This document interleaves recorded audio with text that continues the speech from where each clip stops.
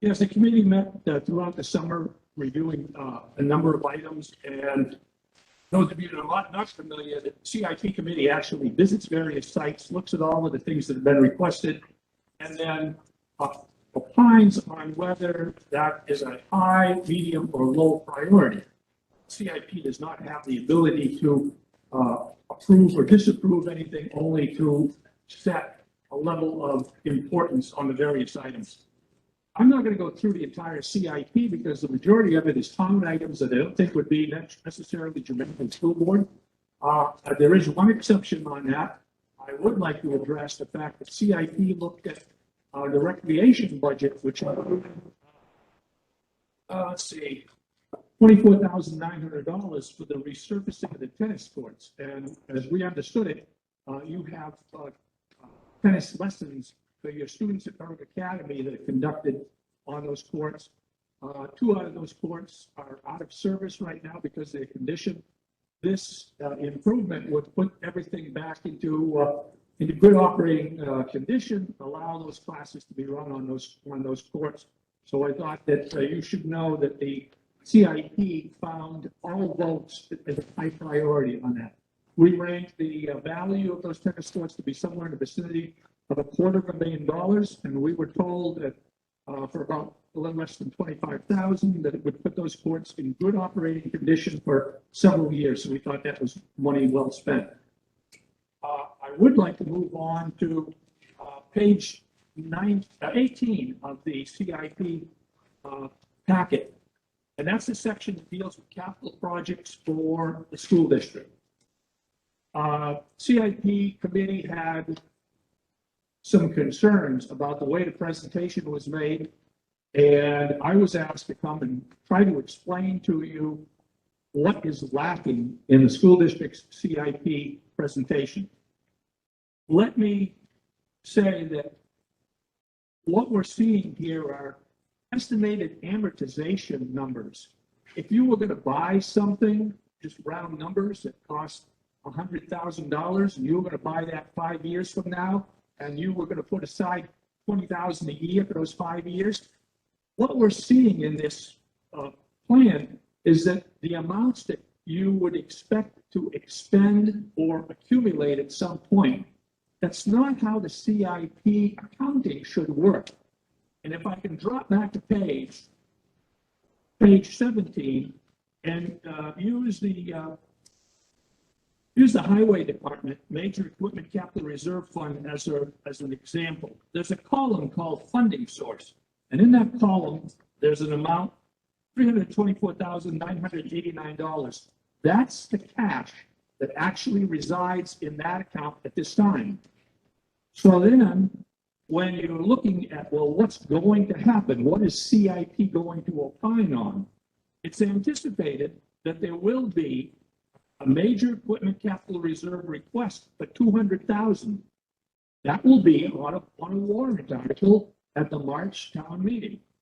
Then there will be other warrant articles to expend for a 10-wheel dump truck with plow, a boom flail mower, sander for the F-550 truck, and an enclosed trailer.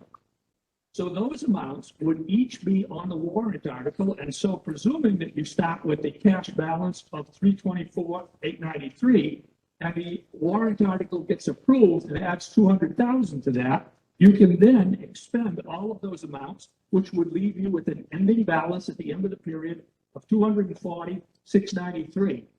Now, if you compare that presentation, this is what you've got for cash in the bank. This is the name of the capital reserve that it operates from. This is what's being appropriated. This is what's being expended. It kind of makes sense. But if I turn to back to page 18 for the school district, that format is missing. What this should do is it should have a line item for your capital reserve, beginning with your capital reserve balance, and then any warrant articles that you would have at your March school district meeting to raise, well, you're actually not raising and appropriating, you're doing it from reserves and unexpended appropriation. But you would be adding to those capital reserves from those fund balances, and then you would anticipate whether or not you were spending anything in the current year. if it's an item, for example, like the school district pickup truck, the item that you have in this listing is $4,000. Now, if you can find a pickup truck for $4,000 and it'll pass inspection, all of them you can line up for me. That's just not reality. So how much information does that impart to the voters? Zip. Okay. What that should be doing is, if the intent there is saying we're going to put aside $4,000 a year or whatever amount until we get to a point so many years from now that we can spend the money and buy the truck. That's what this should be saying. This is basic governmental accounting for a capital budget. Apparently, that message isn't getting through.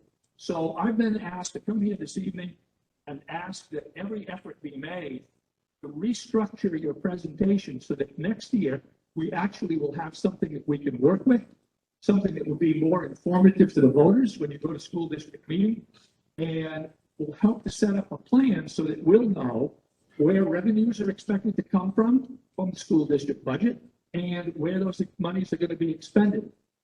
You have items in here that won't neatly fit into any of your existing capital reserves, so you might have some work to do there.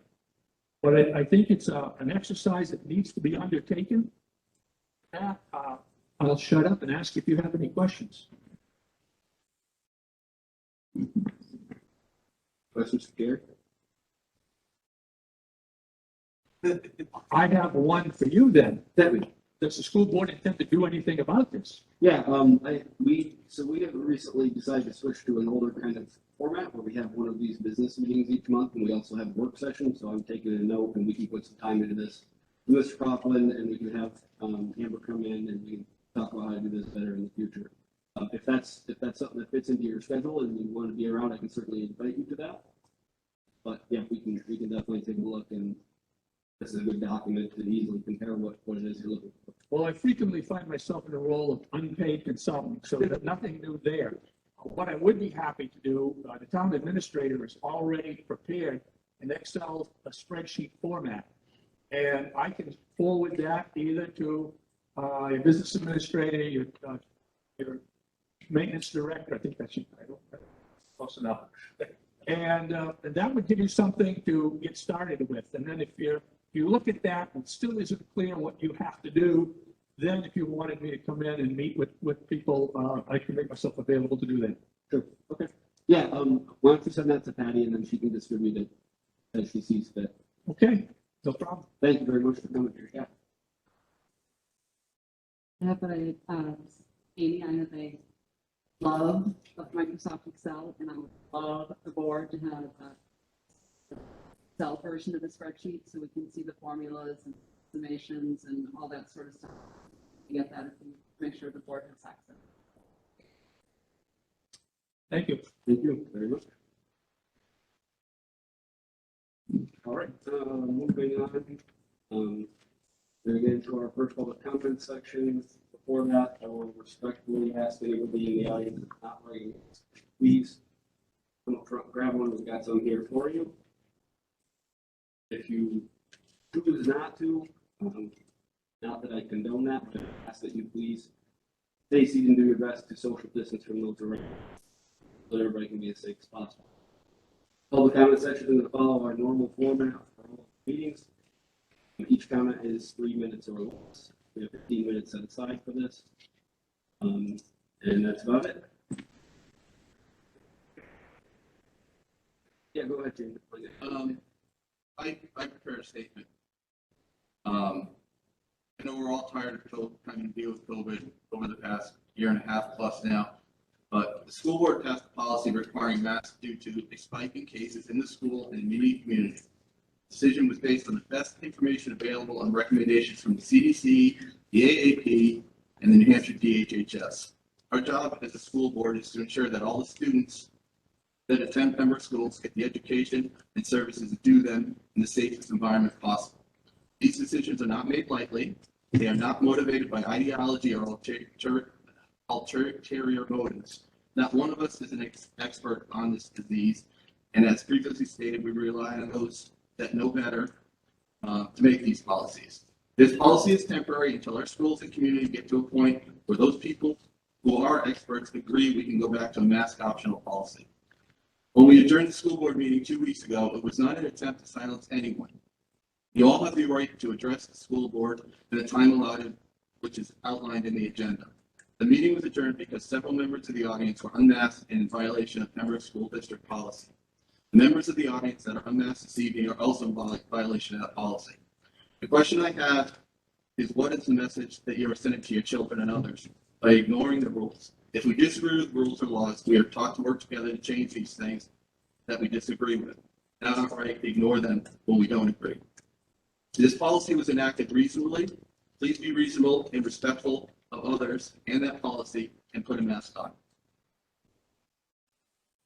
Thanks, you can make sure Sandy gets a copy of that for. Yep. Yeah, go ahead. Just have a question. I know that a resident sent me a copy of the EBCF-A emergency policy face mask and cloth-based coverings that we rescinded that on June 17th of 2021 by April and second by Jean, and it was voted unanimously. So what was the date that we brought this policy back? I didn't see it in the minutes. It would have been exactly 4 weeks ago. It was September. Hold on, I think it was September 7th. bring that policy back. That's true. We didn't bring that policy back, is the answer. So at our September 7th meeting, we voted to follow the guidance of DHHS. DHHS has a matrix on their website that has concrete numbers. And their recommendation is that if the community is in a substantial spread model, that students should be universally masked. We did clarify, because that DHHS model does not specifically say what area to use. It says region, I believe. The motion that we made when we adopted the DHHS matrix was to define region as Pembroke County. And so masks, I don't have any intention of masks being on agendas going forward, because the model that we're using takes care of itself. When the numbers go down to a point where DHHS says it's safe for us to have outdoor masking, that will happen. So that's kind of where we stand now. Can I just do a follow-up, Andy? Sure. So should we put the EBCF-A back on our policy? I don't think we need to. That was, I think that was specific to last year, and the motion that was approved on the 7th points to all of the appropriate things from HHS, so I'm not sure that's necessary. Okay. Unless Patty disagrees, but I don't think we need a policy. No, I did check it. The policy isn't required. I think, Ann, there's something in there that is emergency order expired too. There's something about that. Right? So we didn't choose to adopt a policy this time around. No, the board didn't. And one last question. I don't know if this is my last question is, do we require people that when they come in and watch basketball game, do we require everyone there to mask up also? As far as, yes, the policy applies to the building. That should be the case. I have not been to one of those, so I can't speak to how that's being enforced. But, and we did, I do believe Dean has confirmed that does. Josh or Dean? No activities in the gym right now. Things outside. Thank you. Okay, so let's get on to public comment. Great. So if anybody wants to contribute and come up to the mic, please state your name and town. Hi, everyone. Mark Dumont on Dung Drive. I'd like to say thanks for everyone showing up. It's great to see all the wonderful smiles out here today. I wanted to talk about the mask mandate that you guys did. You come closer to the mic, Mark. I wanted to talk about the mask mandate that you guys issued a few weeks ago, and I want to bring up how logical it is. Now, the mask mandate is based on the premise that each student has to wear a mask to protect them. Now, if students wear N95 masks, they're designed to protect the user. And they work better than relying on someone else to wear a mask. They're actually better protection. So there's no logic in forcing someone else's child to wear a mask to protect another person's child when they can and purchase or bring in an N95 mask. I noticed that a bunch of school board members here have masks, and we have unmasked people here. So if you want to be cautious, and I have N95 masks. I purchased 20 of them today. Anyone want a mask? Anyone want to grab a mask? Anybody? Do you like one? You want to come grab it? And she can pass them out. You can pass them out to anyone who wants one. So your premise is that all the students have to wear masks to protect each other, except they all have the ability to protect themselves, which makes the mask mandate illogical. It also makes the mask mandate arbitrary. I wanted to read off the definition of arbitrary to you guys. And I hope this doesn't come off patronizing. Arbitrary, based on random choice or personal whim rather than any reason or system. So now that you guys know that each student, each person has the ability to protect themselves regardless of what anyone else does. In fact, those N95 masks will protect you better than if someone else wears a mask. So one thing the mask mandate is doing is misleading parents into thinking they need someone else's child to protect their child, and it's causing them to choose an inferior mode of protection. So you're actually making it more dangerous for other children with your mask mandate. It's illogical and it's arbitrary. And I noticed, thank you after taking a mask. Thank you for being consistent. I noticed that, Gene, you didn't want a mask. Any of you guys want a mask? So I have to ask Gene, how do you expect people to protect you if you won't protect yourself? How can any of you guys up here ask a child to protect you when you're not willing to protect yourself? How are they're required to protect you, but you guys aren't required to protect yourselves? This is a whim. This is wrong. This mandate is illogical. You're actually endangering kids more. So I want all the parents out there to know anyone wearing masks are perfectly fine. Okay? We're perfectly fine with you guys having kids wear masks. I'll let you know if you guys send your kids with a KN95 mask, they're more protected. They don't have to rely on them for child. They're actually more protected than Well over confidence.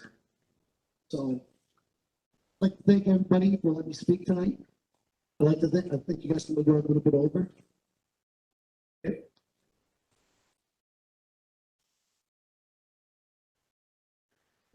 I'm sure.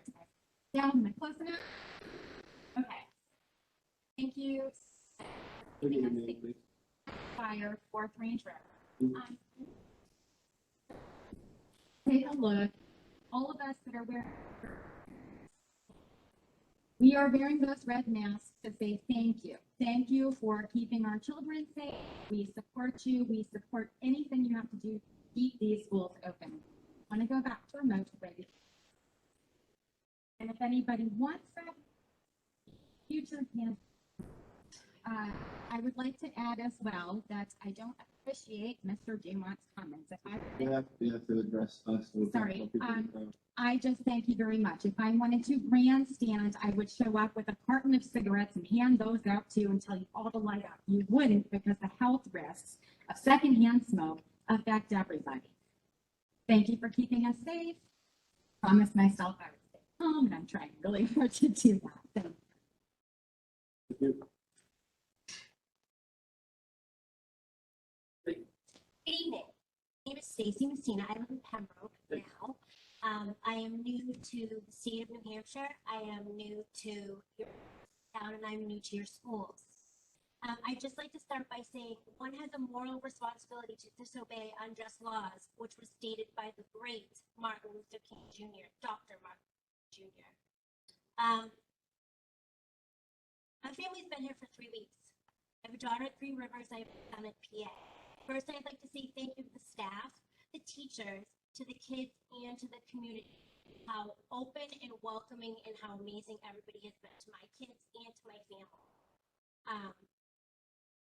You see, I'm from Massachusetts, and we left Massachusetts with that live free or die attitude, and coming here has been very exciting But at the same time, it's been sad. School is a place where you learn. It's seeming to take a backseat to mass testing, vaccination rates. I'm here to tell you, where I'm from, it started slowly. It started just like this. Now the public high school we are from has a 99% vax rate for students and all the teachers. It's a high school that they have the students and the teachers at 99% vax rate. You'd think they should just open it up and kids should be able to go to school, right? No mask. No. They just extended it again until the beginning of November. And now they're thinking about having the vaccinated students be mask-free and the children who aren't vaccinated wear a mask. They've been using masks to push everyone towards getting the vaccine. Just please know that it's a very slippery slope. It was 14 days to stop the spread, and here we are over 18 months later. Where does it end? We have so much information available to all of us to make informed decisions for ourselves and our families at this stage of the game. If you're afraid for yourself and for your child, please put a mask on. And please don't put one of the paper ones on that basically say on the outside of the boxes, these are not to be used for medical use. This is a school setting. This is not a hospital setting. We shouldn't be testing children. We shouldn't be putting masks on children. This is for doctors. This is for hospitals. This is not for a school setting. But you think these masks help, right? So put them on your children. But why does my child have to put one on if yours is protected with one? My children have immune systems. My children 10 seconds. Excuse me? 10 seconds. And final, I'm curious as to know how much federal money New Hampshire is getting regarding COVID relief and COVID programs, and then how much the state of New Hampshire is giving to these districts. Because I know it's a lot of money. The federal government is very involved in the schools. Make no mistake about it. This is not about safety. And please, my name is Stacey Messina, and you will still see me again regarding these issues. Thank you. Go ahead. Good evening, everyone. My name is Karen Yatney. I'm on Church Road. First of all, I want to say thank you to our board members for your public service. And I also want to thank you for supporting choice at this meeting. My comments tonight are mostly around confusion with regards to the policy, the written and approved policy that the current mask mandate of the board is functioning under. And I don't know if I just missed the documentation and the approval of the documentation or if it doesn't exist. So that's what my comments are directed at tonight. So I'm hoping that maybe I can leave you with a ask. So let me just explain what I did, my homework that I did, and maybe you can help me figure out if I missed something. So I did find this in September 2020 in response to the state of New Hampshire executive emergency order. We had the EBCPA emergency policy for face masks in Pembroke. And along with other conditions, the policy clearly states that students and staff in school buildings are required to cover your mouth and nose with a disposable mask. However, I think as one of your board members pointed out earlier, that policy was rescinded on June 17th, 2021. It was a unanimous decision, I think.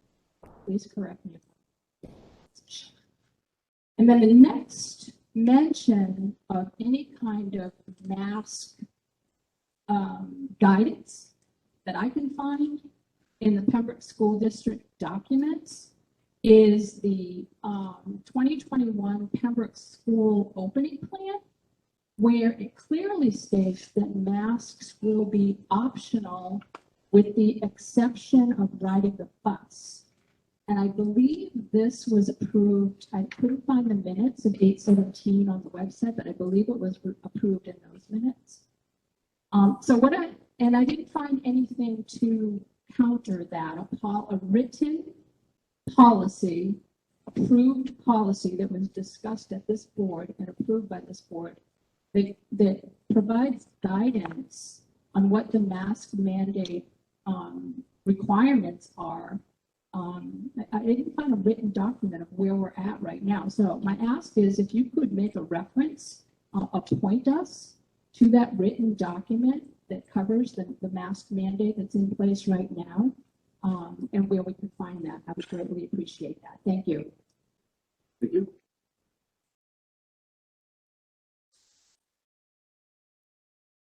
Saying Tina Drive, Pembroke. Do I need to wear shoes in here?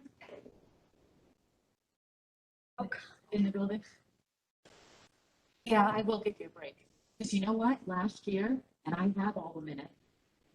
Last year, everybody said, I want my kids in. I want my kids in. I want my kids in. I want 5 days. I want 5 days. You got what you wanted. You got what you wanted. Grades are improving. Students are happier. They might not be healthier because they're not wearing an N95. Okay, let's be realistic, right? So if they're not wearing a 95, they're not really, you know. I'm not being rude. So what I'm thankful for is that my children are in the building 5 days a week. Does it suck that they're wearing a mask? Yeah, it does. I'm not going to say that it doesn't. But they're happy to be here 5 days a week.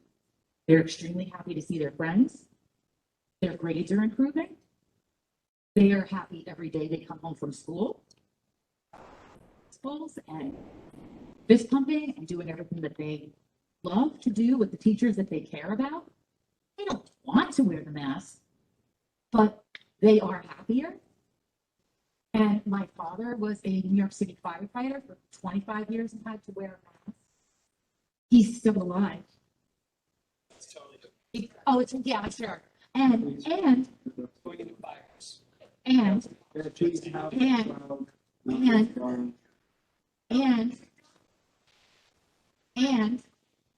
and my mother was a nurse for 44 years, always had a mask on, and still with us.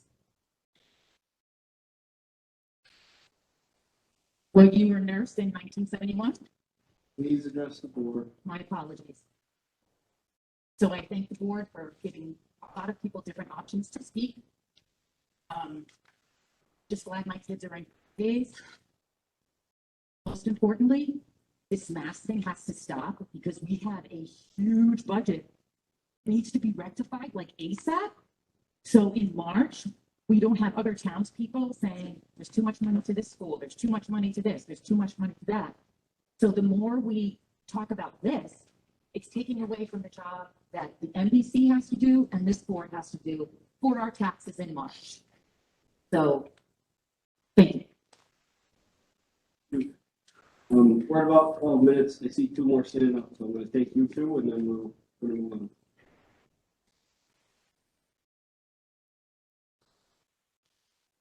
So, I'm Brian, 805 Ash Other Road. Morse. Thank you. My couple quick questions here is simple.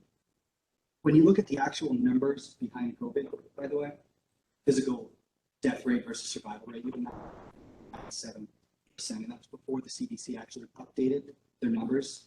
And it's what, almost 700,000 people had died of COVID. 85,000 of those ended up being due to heart attacks, 34,000 due to cardiac arrest, and the list goes on. This is nothing but a political statement that you guys are pushing down our children's throats. It should be our choice whether or not our kids should wear a mask based off the numbers that are readily available through the CDC website. Dr. Fauci even stated from his own words in his own email, masks do nothing. They do not stop the virus because the particles of the virus are too small. And that's easily found, just quick Google search. So all I ask is you let us decide what's best for our children and don't take this politics crap. Leave it with us.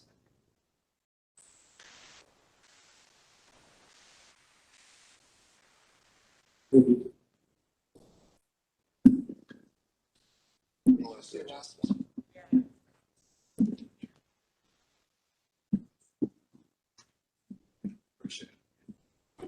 challenges on everyone else here.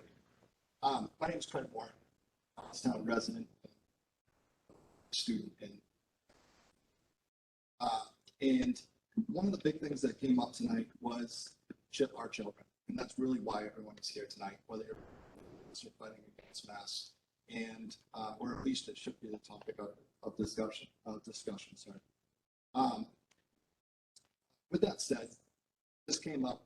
There was many thoughts that ran through. There's a lot of households discussing their options right now, school, whether they send their kids to school, or whether they send their kids to private school. A lot of those decisions are based on situations in these schools. My daughter took it upon herself to write an email to the school board after the mask mandate went into effect. She wanted to voice her opinion. She received one response. That response was, in my opinion, a direct attack. She was not able to voice her opinion. She was not able to get the feedback or even have that open dialogue, but instead was fact-checked and was basically belittled in an email. I'm not going to call out that person tonight, but I think he knows who he is. But I did prepare a statement because in my eyes, my child's decision is the one that should be heard tonight. If she could, she'd be standing here voicing that. I believe the board needs to hear and understand how your decisions impact the students directly. Cancellation of events like the 8th grade class trip, field trips, sports, and homecoming are major milestones in our children's lives.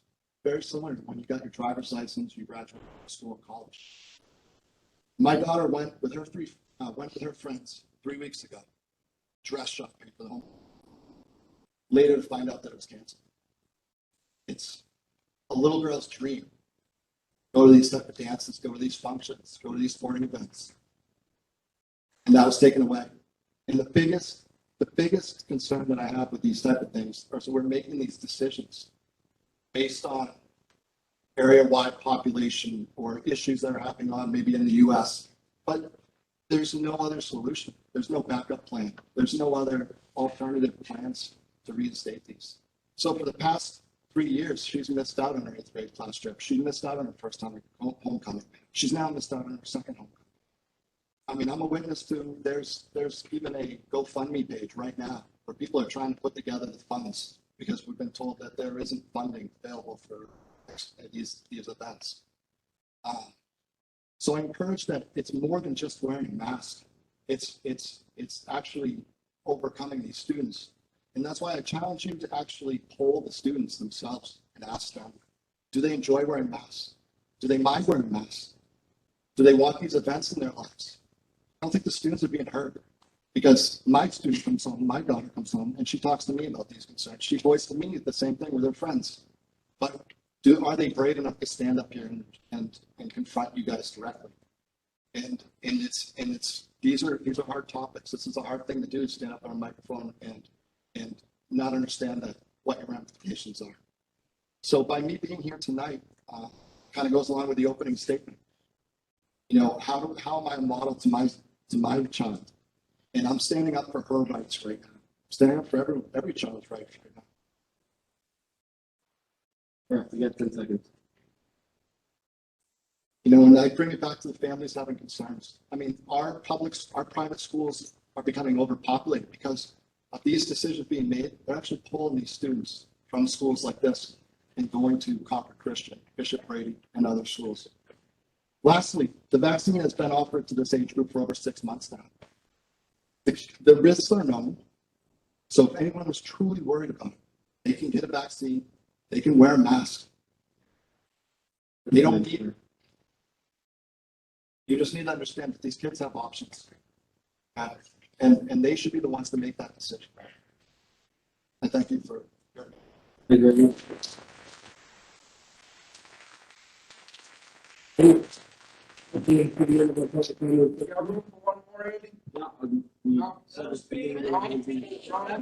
Once again, you're gonna do a coward move. Once again, you showed up late. The rules were laid out 15 minutes policy. He's a resident and taxpayer. Forever. For the minutes of the previous meeting. Showing you true colors, man. copy in the drive. Do you have a motion on the September 7th meeting minutes? Could we do agenda review, Andy? Oh, I'm sorry, I skipped right over. Because I just wanted to mention there is a public comment at the end, right? There sure is. Yeah, okay. Anything else for agenda review, Patty? Good. I will just make note, I think that the 8C and 8D, probably, we'll touch on those, but we're mostly going to move up to our work session next time around. But we'll at least have it. So, thank you. Now we'll do the minutes of previous meetings. We've got two to take care of, because they're a very action on September 7th. Motion to approve September 7th. Second that. Great discussion, any corrections? Good. Great, there's a motion and a second to approve the minutes of September 7th, 2021. All in favor? Aye. Aye.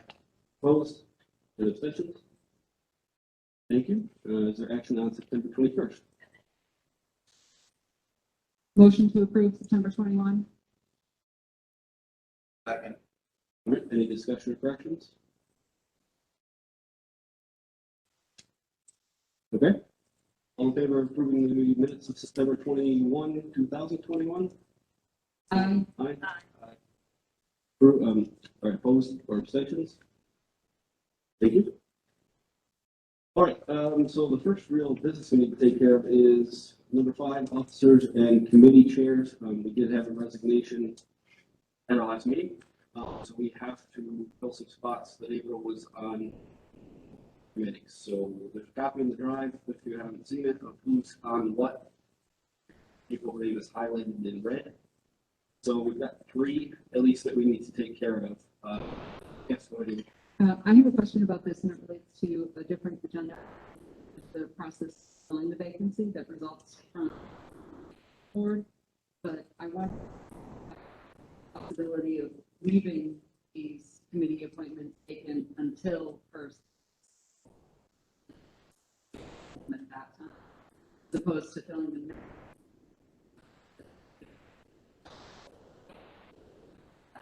So it seems like the possibility of Sure, we may be able to do that with the AREA one.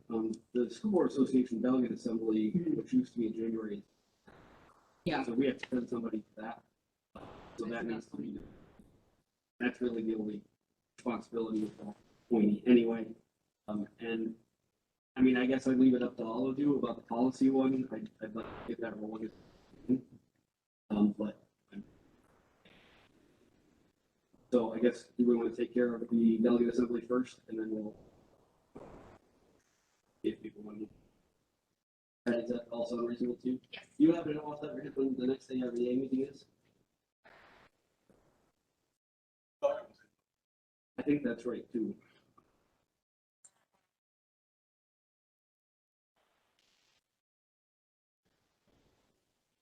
Yeah, it's November 10th, so we could come back to this one, Amy, after, because what we're gonna discuss later is the process for picking a new board member, and we are gonna kind of have to agree on a time around that. If it looks like it's going to be done in a timely fashion, then maybe okay with waiting on that, but if not. Yeah, I think it makes sense to defer at least that one. What is the date for the assembly? Saturday, 16th. Thank you. And just to be real clear, anybody can attend that. Delegate somebody to be our voting.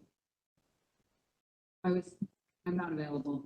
I was thinking about volunteering, but I'm not available that day.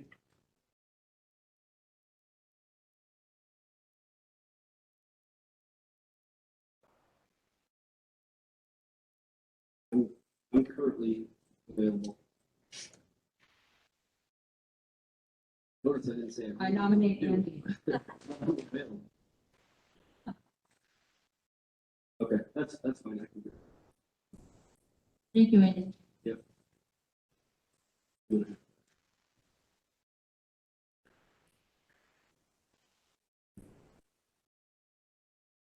Did you want to vote? okay, so there's a motion and a second to appoint me as All in favor? Aye. I'll abstain, Sandy. Opposed? Okay, so let's talk about let's talk about the AREA one after our discussion of the process a little bit later. Meeting. But policy committee, what are people feeling about waiting until there? I mean, we can always adjust it if whatever it really doesn't feel like doing. I'd like to at least get the whole bill. Maybe, Jean, I would think, Dean, if you feel super gung ho, you really want to partner right now, and maybe we can fill it, but you're, then, on this since affects you the most, I think. I'm fine. Immediate, sense. Moving forward, we might have some, like, so. In the present, but. Leave that in. Leave it open for the moment. Yes. Okay, that's what we say. Okay. And then we'll talk about the other one once we get the timeline. Before we leave this committee list, I did notice that the case board no longer necessary was also, I would respectfully beg to differ. The case, just as a bit of update, the case board did have a committee and did vote to close Case Academy. However, that is not a final action because that needs to go to the district meeting in March. And so while it seems that the school is going to ultimately close, it's not a done deal yet. And so I think that technically this committee should continue to exist until, we get to the end of the plan. Okay, then we will not take action on that. Right. All right, I think we can move forward. Somebody please help me remember to do that other one before, Okay, consent agenda, we actually have.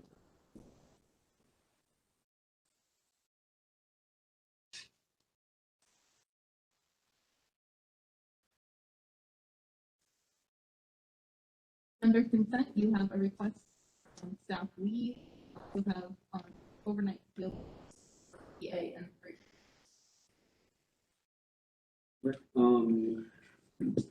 We could take the lead one to now.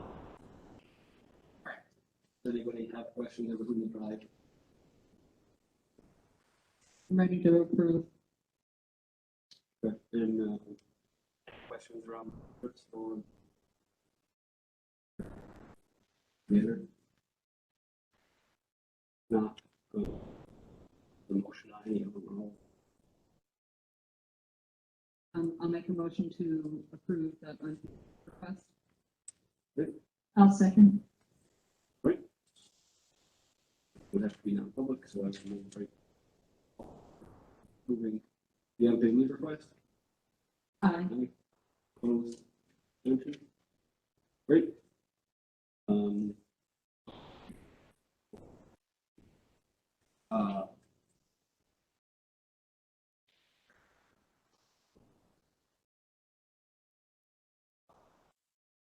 I think we've had this in the past where we approve, but it's basically tendency.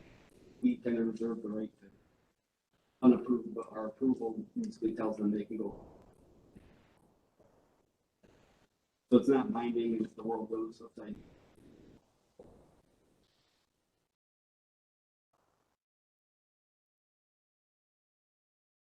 I think the difficulty with the overnight trips is that the freezing happens right now, if I had to guess. So I don't know if you want to hear from Dan and John their thoughts on. Yeah, I mean, I guess I'd be interested in probabilities it's going to occur. I know at least the TRS one is something that's been going for a very long time. Surprising. Yeah, guess, is there anything that you want to tell us about Mr. Mercer?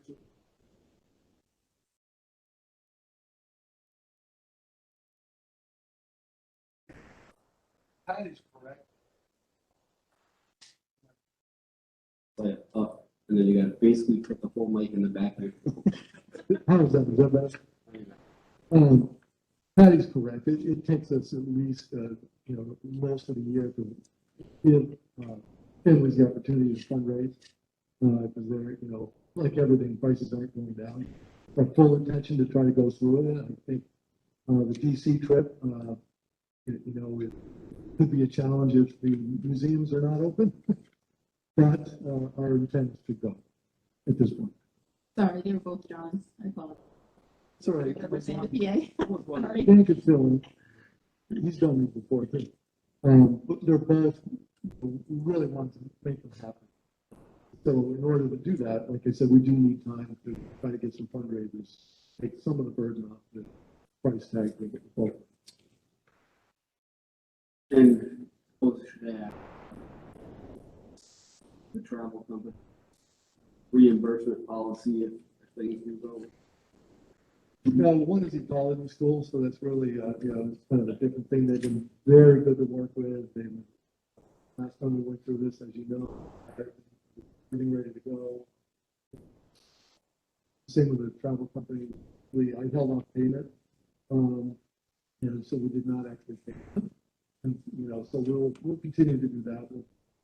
We're cautious as we can before we write the bill. This is a big bill, particularly for these. It worked really well with us making the right decision at the time. Hey, have to give it. We have some time.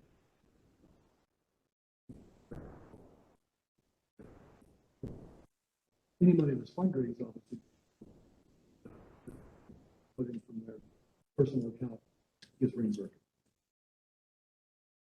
Any other questions for?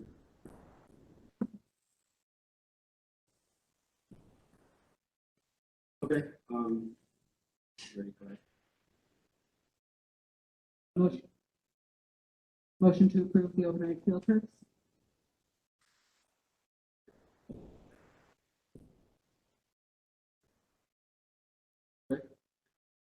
Approval of 2 overnight. Aye.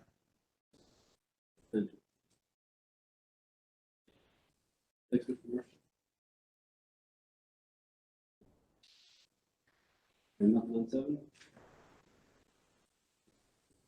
No gifts and donations, is that correct? Hey, keep the options alive. All right, then we will move on to agenda item 8. We've already done letter A with Mr. Story at the beginning. Thanks again to him for coming. Move on to 8B, the process to appoint a new board member. You got the documentation on drive. Penny, you want to give us a quick? Or, I brought a copy. I have to get it. Oh, I thought some.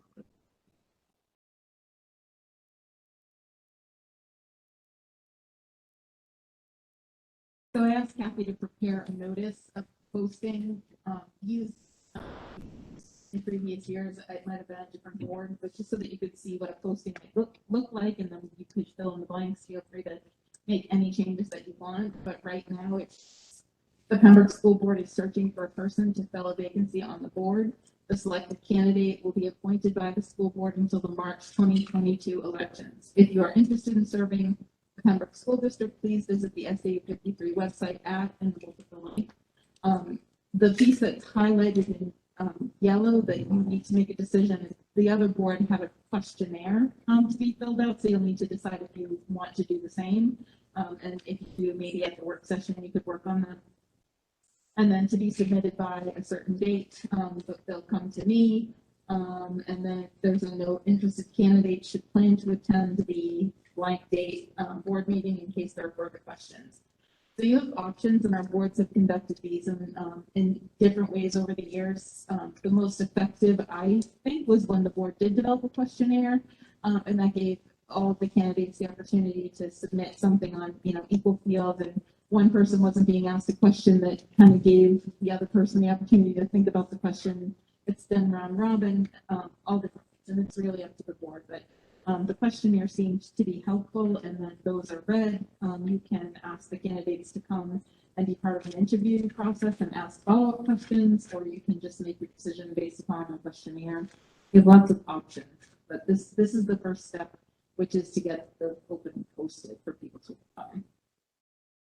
Thank you. So first off, any general questions for Patty? Do we know what happens if the March 2022 election become the June or July 2022 elections? I think the statute says they serve until the next election, so I think if you postpone, it would just be until the new. So I think it might make sense to just wordsmith this a tiny bit, until the next elections, typically March 2022.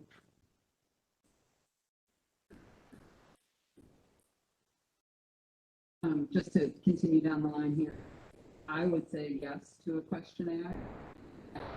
That you give us the most questionnaire that was used, or even 2 versions, so we might the best and marry love and produce. Love to get those meetings so that we can go into our next meeting ready to have a completed document at the end of the meeting so that we can discuss it.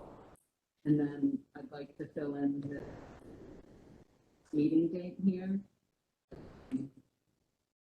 Probably not our next meeting, but the one after.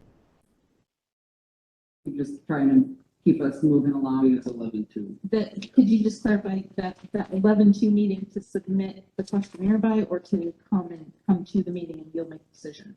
Come to the meeting. So the last one.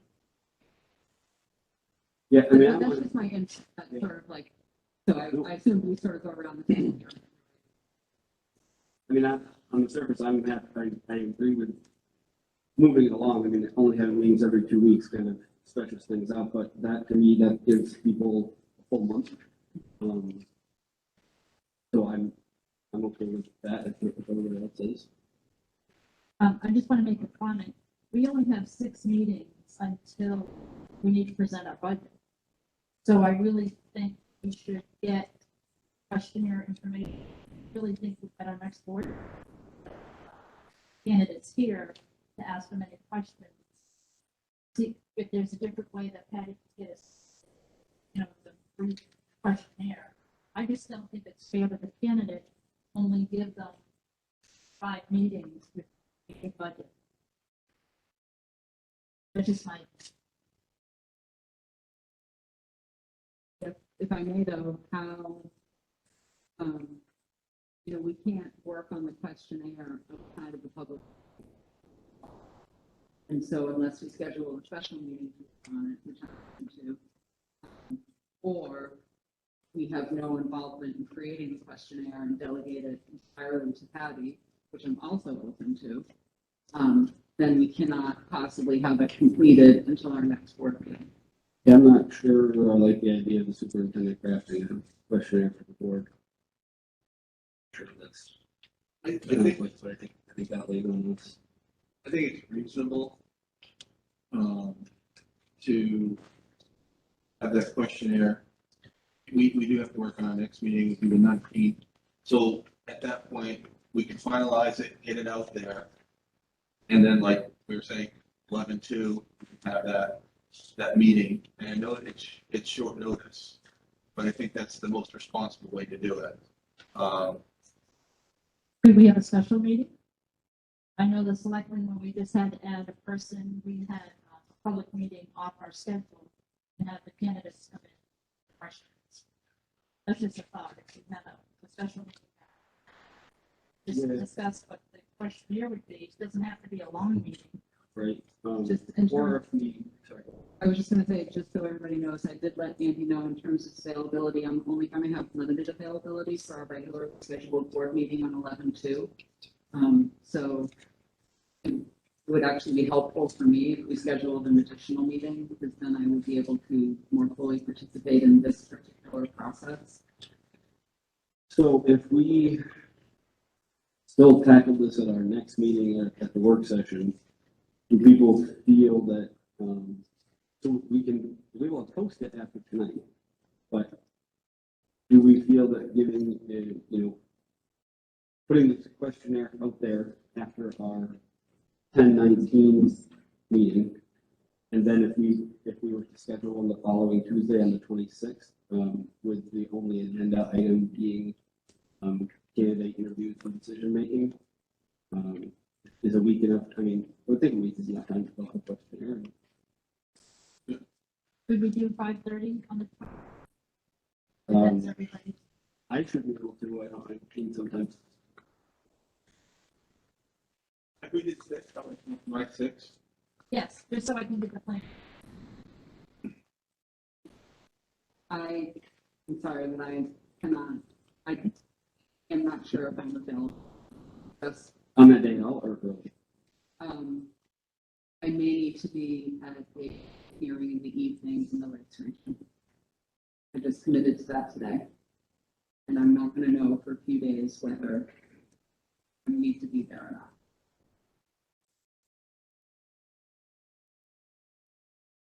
Just to sort of rewind a little bit, I was thinking though, maybe getting together next week for finalizing questionnaire.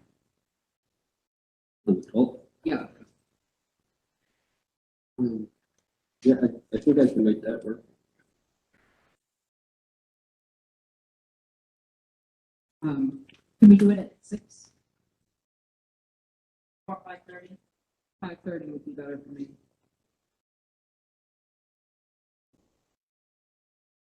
Late up a little bit.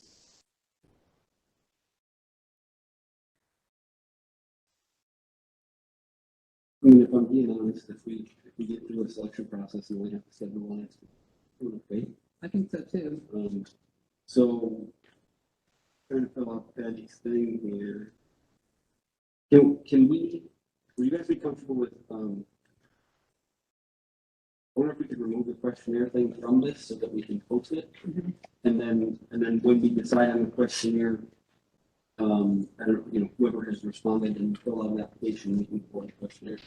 Yeah, I was gonna suggest that instead of the questionnaire attached would be an application, that way we would have a contact info, name, phone number, email, and then put right in there, questionnaire will be sent out, as of X date. Yeah. And then they'll expect that's coming, we'll get it to them as soon as it's finalized. And then asking people to attend the 10/19 meeting. I like that timeline a lot. Okay. And then with the expectation being that, I assume that this is a decision that we make in non-public. I'm not sure. No, it's all done in public. Okay. Is the expectation then that we would make the decision that night? Yeah, I mean, I would like to. okay. In fact, I know sometimes some people have somebody available. Meeting. Right.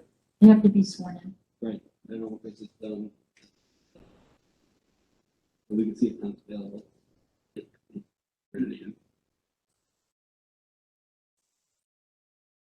I think that's about as quick a timeline as any of us could hope.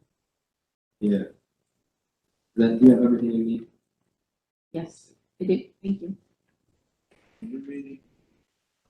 So 10, 12, 30.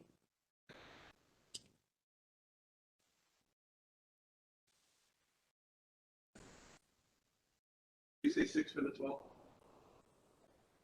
5:30. I need to leave at 6:30. Okay.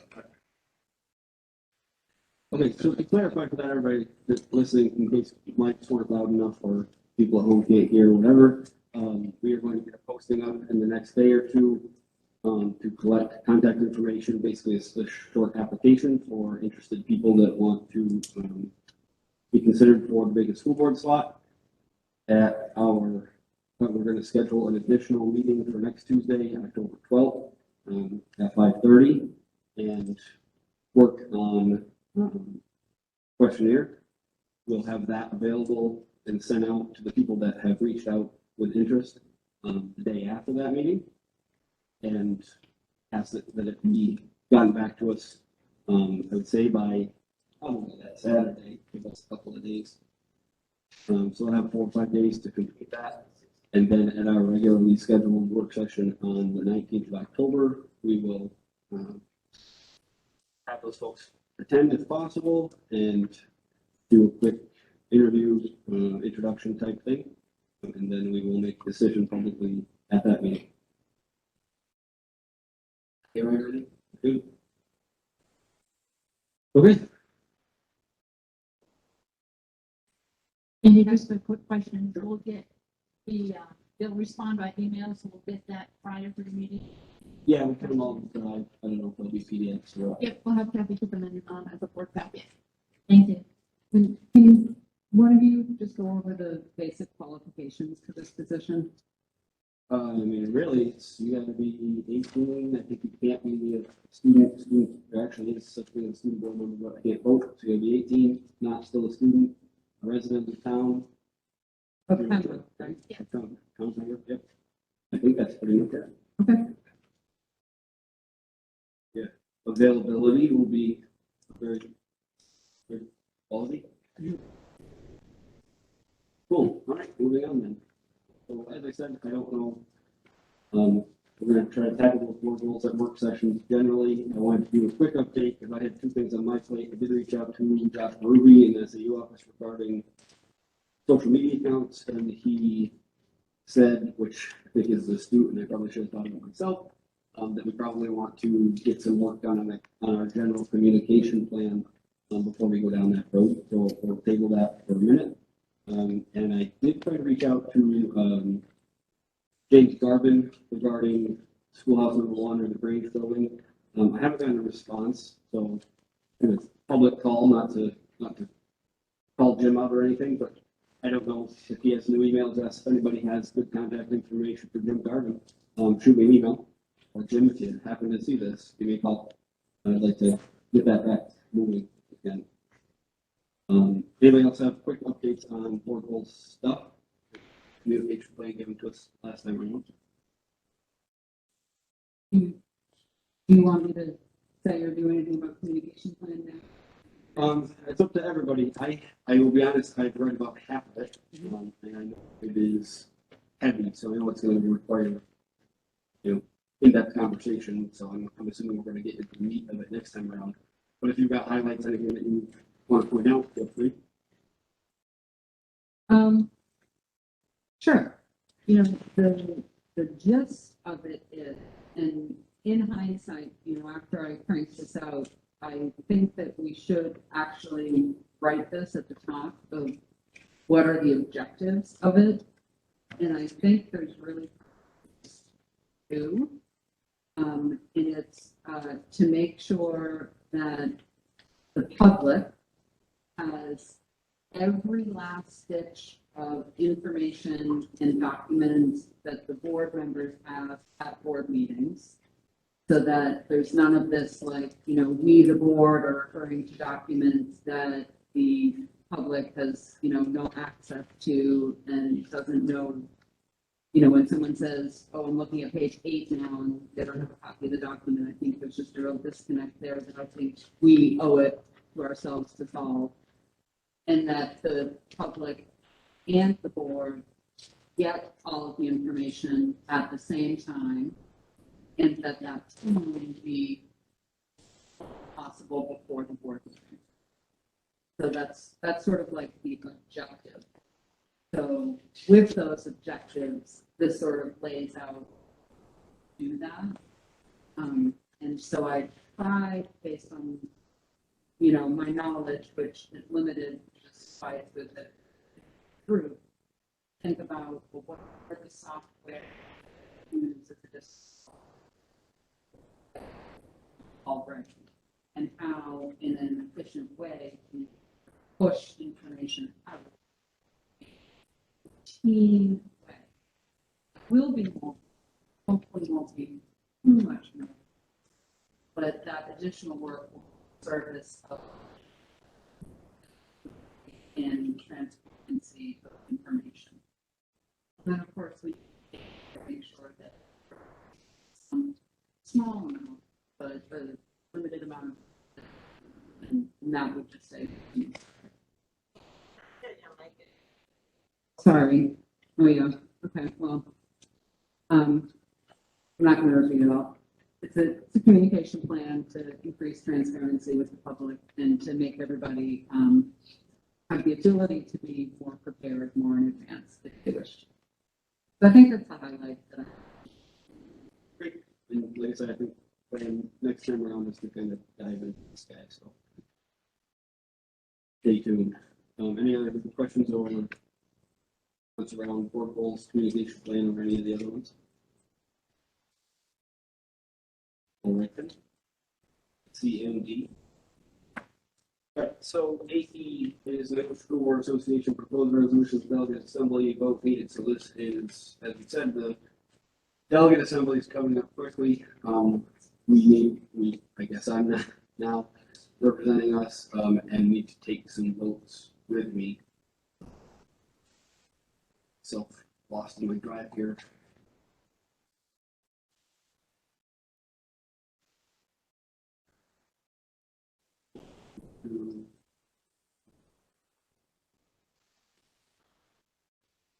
We got 5. So let's see. I guess I'll read I'll read the resolution, and then if people want me to after that, I can read the rationale. So proposal number 8 was submitted by the Sonoma Valley School Board, and the resolution would be the New Hampshire School Board Association shall establish and maintain a scholarship fund for student representatives who have served on their district school board during their high school career. So we need to decide as a board if we want to support that. Do you want to share what this NHSBA recommendation is as well? Yeah. Oh, sure. Good idea. So, board of directors recommendation is not supported as a resolution, as New Hampshire School Board Association resolutions are intended to direct New Hampshire School Board Association's legislative advocacy. However, the Board of Directors supports the establishment of a continuing scholarship fund for student representatives. NHSBA has had this request from a handful of school boards in recent years. The delegates vote in support of this proposal. NHSBA will establish this continuing scholarship program without the proposal being an official resolution.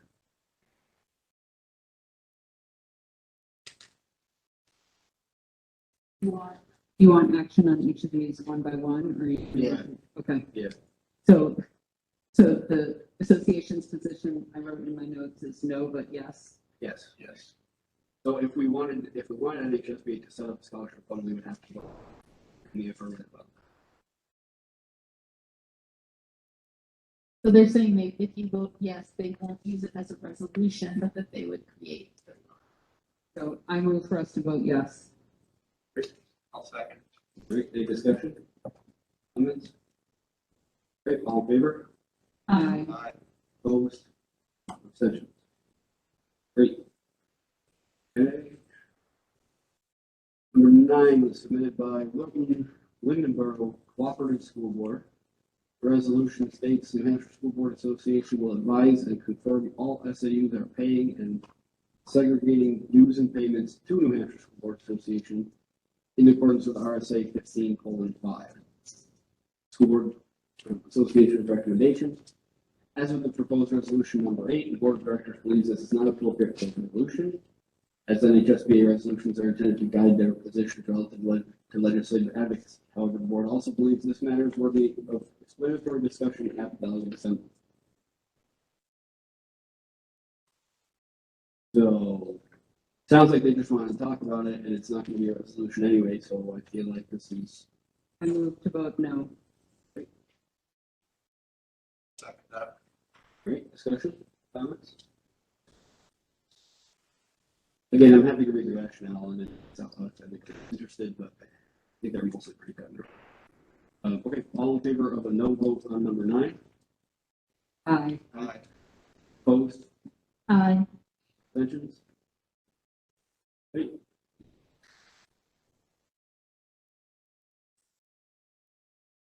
Resolution 10 is submitted by the Keene School Board in July. The resolution states the New Hampshire School Board Association supports diversity equity and inclusion in all aspects of our schools, is committed to the concept that free and open dialogue around such concepts as racism and sexism is a vital component to education and opposes any actions which limit this free exchange of ideas. The New Hampshire School Board Association Board Director's recommendation is to support. I move to vote yes. Okay, any discussion?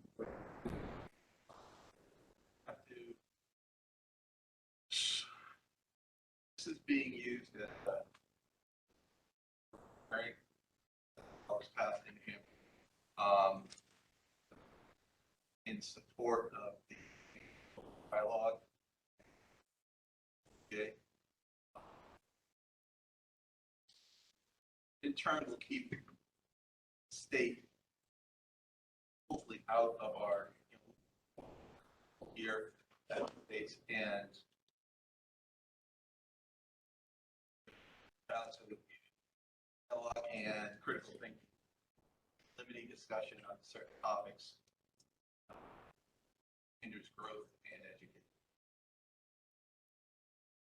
Comments, questions, concerns? Okay, so there's a motion and a second to vote aye on number 10. All in favor? Aye. Aye. Opposed? And abstention. Fantastic. Great, resolution number 11 was submitted by the Merrimack Valley School Board. Resolution states the New Hampshire School Board Association calls upon the New Hampshire Legislature to fund post-graduation transition program for each school district to provide a continuum of guidance for graduate transitions from high school to vocation college. Super sure what we're saying here, so I'm going to go ahead and read the rationale. So some recent high school graduates discover that portions of their educational history need refreshing or strengthening in order for them to achieve their career goals. There are limited resources post-graduation to support struggling recent graduates filling educational voids in seeking employment or advanced education.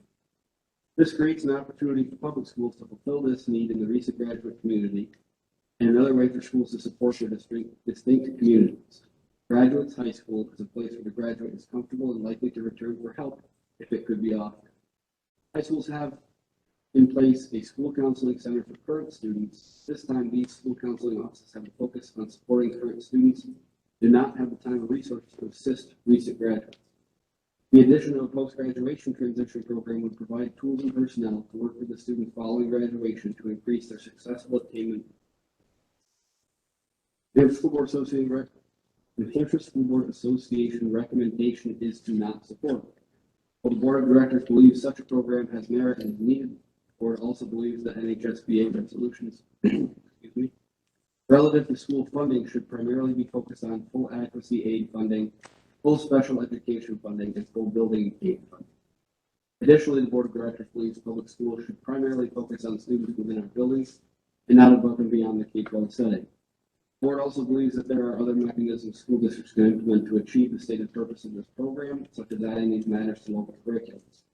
The New Hampshire School Board Association has multiple resolutions speaking to full funding for public schools. The Board believes this proposal is too narrowly focused, but would also come under the umbrella of existing New Hampshire School Board Association school funding.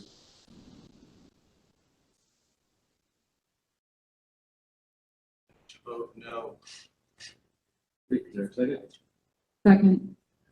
Right, conversation? Andy, my thought is to vote yes. We do promote at the high school, we promote college. Basically, everyone says you have to go out to college. Very little information is directed toward, so I would have to support this. I'm kind of torn. I love the idea, but I don't. It seems to me something that cannot be put in place for current levels of staffing and hiring more staff, raise the tax rate, and I think I would have to know a lot more. Support it. I think it's a great idea. Would it help you to have Dan discuss what the current program looks like for guidance counselors helping to prepare students post-graduation? Sure. Okay, thank you. So, although, Ann, I would say that, has changed, and part of that change, frankly, has been CRPC and the rise of CTE programs. And, you know, we really emphasize the impact that credentialing can have, certificates and trades for students, as well as certificates and trades for our students, in addition to either the armed forces or college. So, you know, we try to, you know, whenever we have a college fair here, we also include our military liaisons in that. They're here as well. So, you know, I think that it's not necessarily, you know, we're trying to create a pipeline to college. That's certainly an option. And we really, I think the idea of high school is to create enough options, create opportunities for students to make choices. You know, I would agree that this is a good idea. I think it also represents a huge financial commitment, and it would be a responsibility that our current school counseling department would not be able to take on in its current size. Thank you. Welcome. Any other questions? Comments? Okay, I think the motion was to no, is that right? That's a motion and second to vote no on resolution number 11. All in favor? Aye. Opposed? Aye. Abstentions? Thank you. Resolution number 12 was submitted by the Hanover and Dresden School Board. The resolution states, whereas New Hampshire School Board Association supports equity and inclusion in all aspects of education, and whereas New Hampshire School Board Association opposes any branch of the New Hampshire government adopting or supporting curriculum standards that usurp states' rights and de-emphasize and limit local control of curriculum and local school board oversight, parentheses, New Hampshire School Board Association policies and beliefs, B:(K). And whereas the New Hampshire School Board Association supports state and federal legislation that affirms the responsibility for education resides in the states, which have delegated to local school boards power and authority to adopt policies, establish priorities, and provide accountability to direct the operation of the schools, including the school system's mission and goals, organization, budget, program, curriculum, and services, all essential to the daily operation of schools, consistent with state laws and regulations, and in parentheses, New Hampshire Board Association policies and beliefs, B:(N). Be it resolved that the New Hampshire School Board Association oppose legislation such as, but not limited to, House Bill 544 or House Bill 2 of 2021, containing language that promotes an unconstitutional restriction on free speech that could thereby deny New Hampshire public school students of all races and genders the opportunity to think critically, openly, and inclusively about subjects such as racism, systemic racism, and sexism. The rationale was included in the resolution. The New Hampshire School Board Association Board of Directors' recommendation is to not support. The New Hampshire Board Association Board of Directors believes the proposed resolution is too narrowly focused on a single bill rather than a broad-based policy statement. Further, the New Hampshire School Board Association Director believes that its support of the key resolution, or resolution number 10, encompasses this proposal. Pleasure of the board. Motion to vote no. Second the motion to vote no. Discussion? Questions?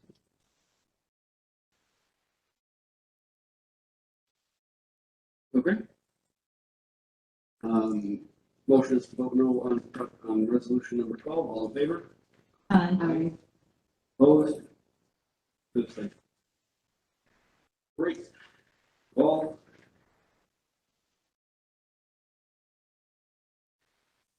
All right, that brings us to 8F, student absences, exits to miss work, and I will turn it over to Amy. Thanks, Andy. So I wanted us to discuss, what the schools are offering to students who are absent from school because of COVID. And that would be because they have to quarantine because of an exposure, or because they have COVID, or because, sibling has COVID, all the various, I have COVID or I don't have COVID related requirements why you can't come to school that day. My understanding is that there is not an option for students to remote into the classroom. And I think that we need to talk about what it would take to make that available to our students, because I think that is what we owe our students, especially students who are home on long-term absences because they actually have contracted COVID. And we're talking about them being home for, 2 weeks. The remote option, the online option, where you just log into a website and go to a worksheet and that sort of stuff. I just don't think that that cuts it in terms of educational value.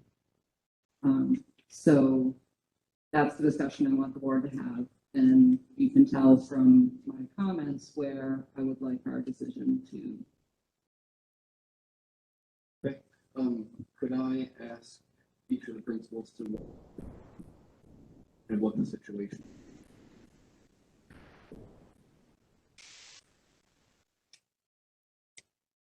So the expectation that we have shared with our staff is that they would be in communication with students with the same frequency as if they were in building. What we have done is given teachers the discretion to determine communication is going to look like. In some settings, it makes sense for live streaming to occur.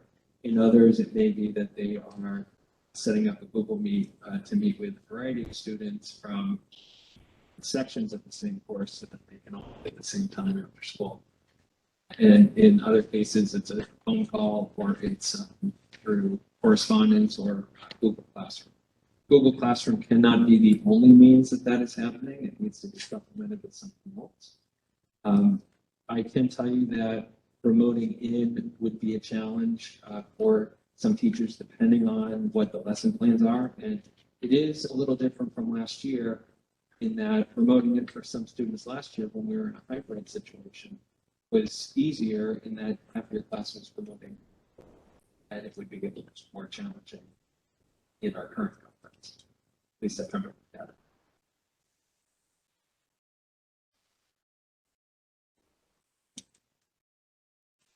I would say 3 years is about the same boat. I think we do have a policy with homework in our, for absence in our handbook. And, this is, honestly, this is not really a new subject. The new subject is COVID. But we've always had people absent, and we've always had many different ways to manage that.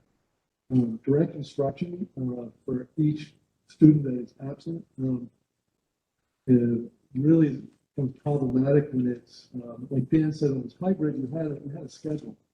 There will be no schedule. Kids are out at such random time that it becomes very difficult to track and to have that option that's viable. And many times I think students wouldn't be seeing classes and the lessons are not structured the same way. And so they may see a group of kids working on a project together. They may see somebody speaking for 10 minutes when he gets to work. So while we do have some options, I think one of those is Google Classroom. I do think students, I actually spoke to a student today that was out for a significant time. And I asked that student how it was going and how did they feel they were able to get the work they needed. And they said, I was emailing back and forth, I had conversations with the teachers, and I feel like I got everything I needed. And that was one student. But trying to do a blanket statement, I think is challenging when you have, like one day we had, and I realized that we're talking about COVID, we had about 40 kids out on one day, and I think they were all at the Deerfield Fair. So then we'll get a question from somebody who says, well, I want to do this, so I know you have the remote option, but they're visiting relatives somewhere in Florida. So it really becomes really difficult to manage, particularly when it can be a day, it could be 2 days, it could be 10 days. So it's quite a challenge for staff to be able to come up with a process that works in that nature. Having said that, We have teachers that have videotaped themselves with instruction. We have plenty of time for office hours that folks and talk to their students, getting everything they need. Typically, if a student was to take COVID out of it, if the child goes on vacation for a week, typically kids come back and teachers get all the points that they need and catch them up, whether it's they're in the morning or at school, whatever it is, to try to catch them up. To get and highlight all the different. No way you can do direct instruction for so many kids that it's so random. I think it puts a lot of pressure on the system.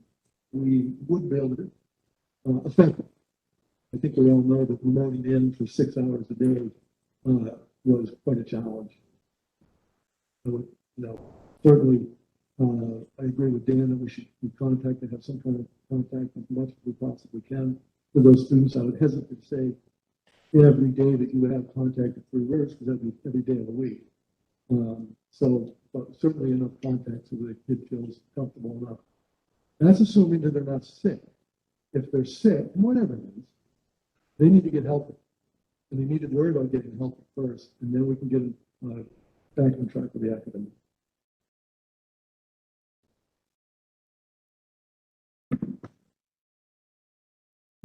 Okay, is that working?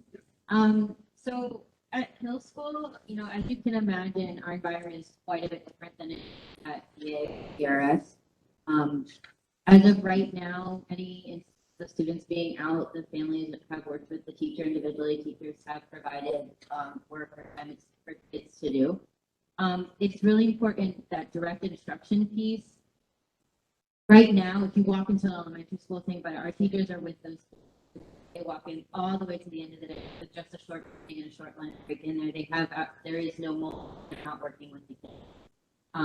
If you think about a kindergarten, a second, even a third grade classroom, they're working in small groups very much a big part of the day. They're moving around the room. So if you were to do something as remoting in, it doesn't capture the environment. And then you don't have a way of necessarily managing that as well. And it becomes a very, very big frustration for the students and for everybody. And then you're spending a lot of time working to manage the online remote piece as well as in the classroom right now. And so we're back at full capacity. So for us in general, our environment isn't conducive to that. The kids are around, they're in groups, they're doing different things. We're doing centers, we're doing tons of hands-on activities. The teachers plan a hands-on activity and the students remoting in, they have nothing to do with unless you're going to create an entire different, an entirely new set of materials for those students. And like John was saying, it varies day to day. Who's out for how long, when they can come back, all of those types of things. So for us, it's definitely something that would not be sustainable or manageable in the long run without really impacting the instruction that's going on in the classroom. And I know that's really challenging to hear because it's really important for us that our kiddos are receiving instruction. The way that we have our instruction built, especially in literacy and even in math, is it's very independent and guided. So when kids are coming back, if they've missed something, they're going to be meeting with their teachers in guided reading groups, and they're going to work to remediate anything that they're missing. When we give them work to do, typically it's going to be things that they've already practiced, similar, because if we haven't taught it ahead of time, that is a big challenge at home to be able to help those kiddos because we aren't able to do that in direct instructional piece. It's essentially creating an entire curriculum for students that are at home. It doesn't correlate to the way we teach in the classroom. So that's kind of for us right now, the way that we see it. And the teachers have been working and managing for anybody who's been out to support the kids that are out that way. Any comments from the board?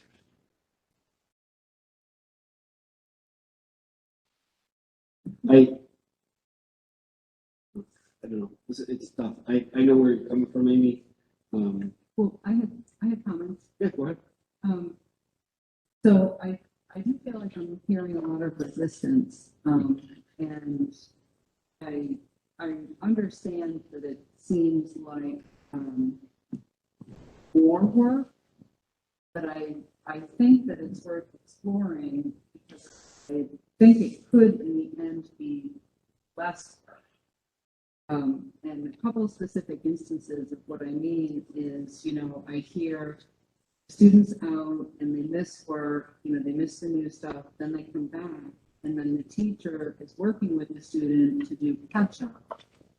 So I also assume that that's on top of the ongoing classwork. So that puts the teacher in like a double duty position where while the student was out, they hadn't missed so much that would avoid some of that double duty.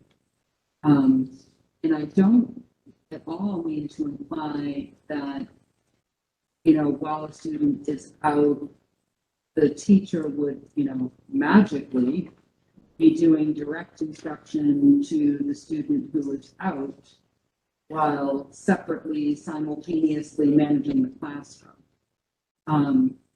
I think what I've gathered from people that I've heard school districts have done this successfully, it's not all that complicated. It really is just a visual and an audio line into the classroom. So that as opposed to, the kiddo being home, they, with an adult in the household, I don't mean by themselves, but by themselves with respect to their student peers, they can hear the classroom, maybe they can see some of the class. Maybe it's not the entire school day, younger kids, but maybe it's part of it. And so right now, it's like they are getting none of the classroom experience. So it's a possibility to get some of the, not looking for some sort of tracking system where they see the whole classroom, every student, but there could be, a stationary device, Chromebook or laptop, something in the classroom, and if it's 10 minutes of instruction and then a break group, there could be one group that goes to the device. And I think it could be routinized in a way that makes sense. So I feel like I've heard for the duration last year, people wondering why couldn't we do this? And this year, why aren't we offering it? And this school does it, and that school does it, and why can't we do it? I wonder if we can't lean on our superintendent to gather more information about what are the nuts and bolts that allow schools to be able to do this and figure out, how are they doing it? What is the technology? What is the staffing? Because I would like to know. My understanding from the list served for the Lakes Region superintendents is that everyone answered that they were not doing remote options this year. I haven't heard of other districts. I'm happy to give a call, but overwhelmingly have responded that they are not offering.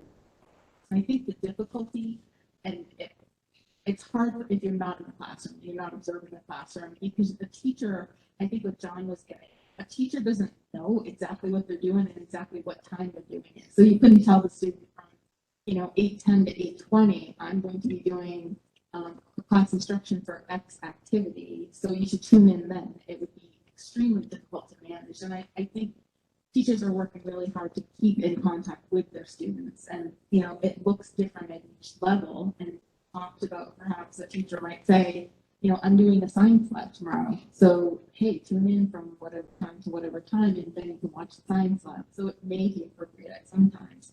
But I think it's really difficult to manage, like when you said, not knowing who's going to be out and for how long and for class. So it is logistically very difficult to manage. And if you do know the district, I am happy to call and ask. So my question was, is it, it seems to me like it should be able to be an option when it makes sense for the instructor. If it's a lecture and they're going to be standing in front of the classroom for that anyway. But I guess I would feel like if the student's out and not sick, right, they're quarantined and they're able to participate, is that something they can ask? And I assume they are making plans with their right along. And there might be times where that can be done and it fits in with what the teacher's doing that day. There might be other times where it just doesn't work. You guys have a sense, like, if that's something that teachers have the ability to do, or is there extra playing around if it is appropriate that day, or is this something where we would probably have to get dedicated hardware to make happen?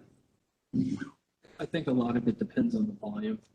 Talking about, if you have a few students, then it may make sense in one class to live stream.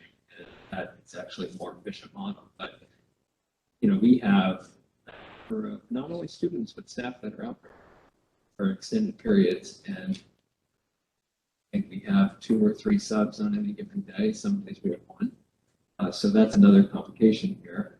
But, quite honestly, it's, what I was saying, it's the numbers change daily and it becomes very difficult to keep track of that.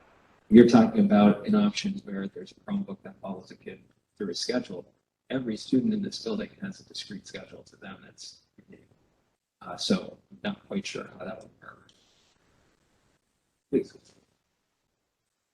So, Amy, I'm not sure if you wanted action tonight or if it's just more of a request for information. I certainly would echo what Patty said. If anybody knows of schools that are making this work or might have creative solutions, love to hear about it. And I expect that you guys are having those conversations anyway. I don't know.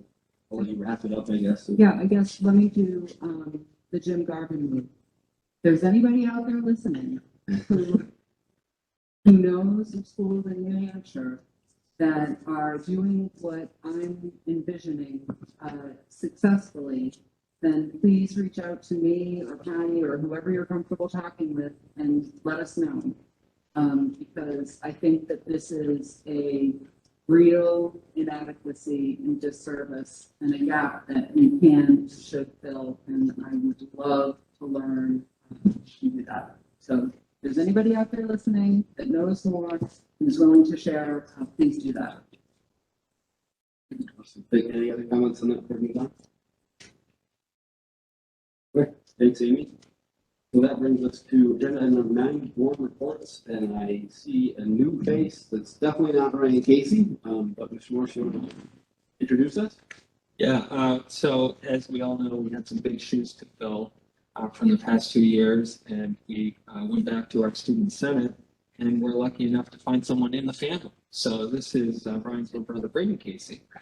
And Braden is a football player. He's a student senator. He does exceptionally well in his classes, and very proud to have Braden with us here tonight for the year. So without further ado, welcome. It's good to be here, guys. So basically in the Senate so far, this week's homecoming week, so that's a big week for high schoolers. Obviously, we're going to have the homecoming dance this year, so we're trying to make as fun and as engaging as possible for all of the students. So this week is actually Spirit Week, where we have different theme days for kids to dress up, and they can win a carnival points for that. So Thursday night, this coming Thursday, we have it used to be the powder puff game, which we reconsidered that in an effort to make it more inclusive for everybody. So this year, instead of just the girls playing and the boys cheerleading, we're going to have a team for each grade, boys and girls separate. That way everybody's included, and it's more, we felt that it was more of an appropriate way to do things, just so nobody's left out and that everybody gets to have fun. So that's this Thursday night, and then Saturday night after the football game, we are having a bonfire, which is it's a tradition we do every single year here. I don't know if we did last year, but this year, it's Saturday night after the football game, and we're just gonna have a little tailgate before, so students can buy drinks and snacks and just kind of socialize with their classmates. Yeah, it should be a good time. And then after that, we're just gonna get in the winter carnival phase. So that's basically the main thing that Senate does, is planning for winter carnival. So we got a lot of work ahead of us with that. Awesome. Thanks so much for being here. Anybody have questions for Brayden? Welcome.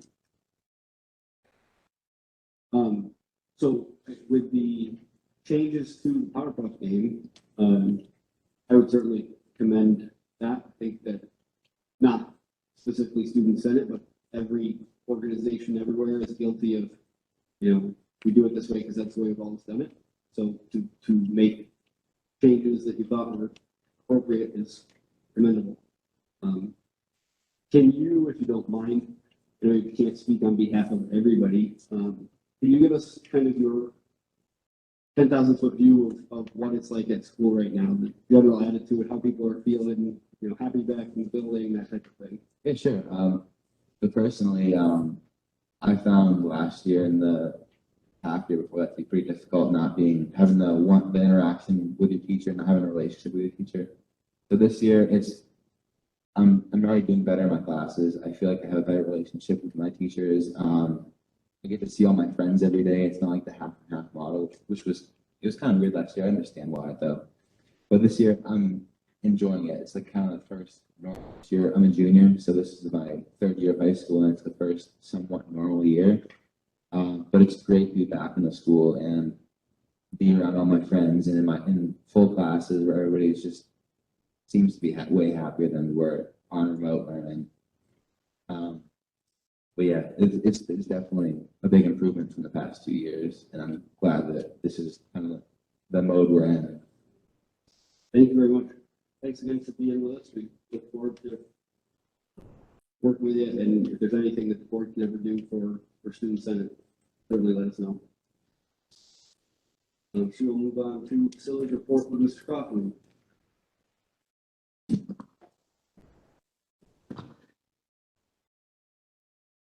So in the facilities department, we have a bunch of stuff coming up. Friday is a professional development day, and Monday is a holiday, so that allows us to get a bunch of things checked off our list, while specifically the student time. So with that, we have some valve replacements to our sprinkler systems at Three Rivers and Pembroke Academy. With that, that'll allow us to get our annual inspection completed, which we're waiting on. So we'll knock off 2 stones with that. We have a set of stair threads at the Hill School being installed on Friday. We have some flashing being fixed here at Pembroke Academy on the roof on Friday. We have some new gym wall pads being installed at Three Rivers on Friday. We're continuing our exterior door project at PA and Three Rivers. So those will be installed Friday and Monday. We have some window replacements being done. We've lost the seals on some windows, so this allows us to stay up with those. On top of that, we'll bring the entire crew in to Pembroke Academy around 11 a.m. We'll knock off some annual training. This includes items like asbestos training, universal precautions, items such as those. And then lastly, starting tomorrow, every 3 years, Homeland Security comes into our buildings. They do an assessment. So starting tomorrow, they'll be in our facilities. We'll start at Pembroke Academy, and over the next 2 weeks, working with them, we'll go through every building to get an assessment. So those are some of the items in the facilities. Awesome. I penned that about halfway through that list, one list. Any I'll cut it up next time. questions for Scott? All right, thanks for being with us. SAU Exec Board, I think there was a meeting. You want me to report out on that? Sure. So the executive board has met twice. The first time was to review the draft budget of the SAU, give some recommendations, make some changes, and then the second meeting is to formally move the budget to the full SAU board. So we have a meeting on November 16th, probably tonight. So that will be the full board meeting, and they will review the agenda, followed up by a public hearing and then a vote from the SAU. Yeah, so the full board meeting is 13th at 6 p.m. here. And then the full board meeting of the public hearing is October 27th, also here at 6 p.m. Andy, in my email, it says it's 5:30. Right, we will double check that. I think there's a meeting with the school attorney and non-meeting at 5:30, and then the official meeting is at 6. Okay, thank you. Cool. REA, I don't think there's anything that's happened, but as we previously noted, we've got a meeting coming up on 11/10, also 6 PM right here. So that brings us to budget. Not much to report on that yet, but it's coming out soon. I did. For the budget committee's first meeting is this Thursday on the town hall, 6:30, can't remember off the top of my head. And if you bear with me just a second, an important date.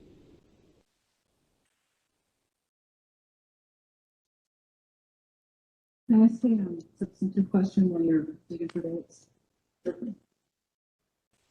With the sort of improvement to improvement.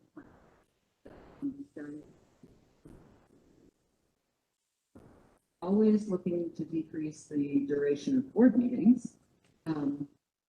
Is that something, and assuming that none of us disagrees that like we want to improve our quality of our planning, is that something that we can just, ask Amber, like, please do this, please make our documents more like this document? Yeah, I think that this request has come up in the past, so I'd like to hear from Amber if there's a reason why it's already been rectified. But yeah, I mean, I assume we usually hear from her end of October with her, her bringing us the budget. I would also, do you mind if Josh speaks, because he's been through this process and he was at the meeting? No, that's fine. I was gonna have him speak next time because I know he's involved, but I didn't want to put him on the spot. So the CIP process has always gone through the facilities department. In Pembroke, as much as Amber supports that process, she's not the one doing that. She's a supporter. Secondly, the reason that the CIP is presented that way was it was a board initiative years ago to break apart what we have within our facilities to try and create, for lack of better words, a savings account. So when we get to the year end or the end of life of whatever it is, specifically at that point in time, there was a lot of HVAC talk. There was a lot of roofs. We weren't supporting accounts for roofs or pavement. That allowed us to get to that point. In turn, over the last year or so, the CIP has asked us that to change it to however they like it and didn't like the way we did it. So I do it off of the board directive of the expectation of how we're going to present where the money's coming from, how much we're putting away this year for, say, roof X that's going to fail us next year. Perfect, thank you. So yeah, I mean, I think we can kind of maybe at our next work session formalize what we'd like it to look at. Josh is always very accommodating. I think it's probably easy enough to include the account balances on there if you ever want to see those. And then, like he said, there's some stuff that's not going to fit into some of the neat little boxes. But if that's the case, we can probably just include an addendum with some notes to say, yeah, that's $4,000 for a truck because we plan on buying a truck 5 years from now.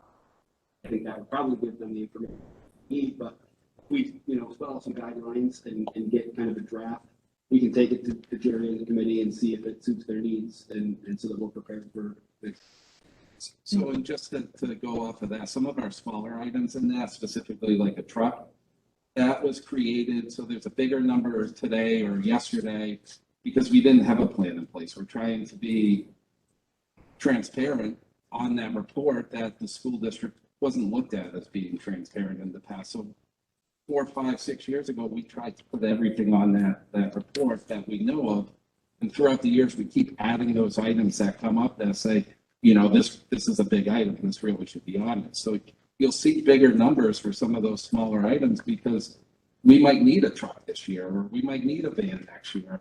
And that wasn't in a plan years prior. So once we get to that point of saying, okay, the taxpayers have okayed the amount to get the truck, now we break that out and we go in 10-year increments. schools, which is why you see that number come way down.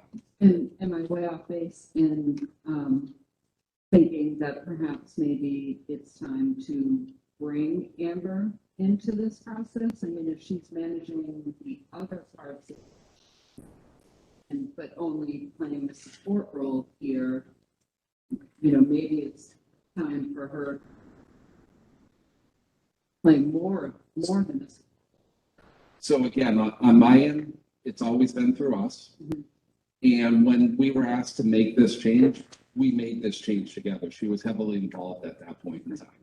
So again, we go off of your directive. If you'd like to see a change, we'll work to make that change. I think generally it falls on facilities only because the nature of capital improvement is all. But yeah, I mean, I think we can, you know, we can make some changes to accommodate the town and we'll make sure that you're comfortable with them too. You know, I know there's some things that are just tough too, because the thing that I always remind people about budget season is when we pass, hopefully we pass a town and a school budget in March, the town is operating, they're already into that fiscal year. They operate January 1st to December 31st. And so they're actually kind of like behind the game, if you want it. They're not really, that's just how it works. But where when we talk about these budget numbers, we're talking about for the next school year. So I know, you know, it has come up in multiple meetings about $2,000 for flooring, and why can't we have more details about that?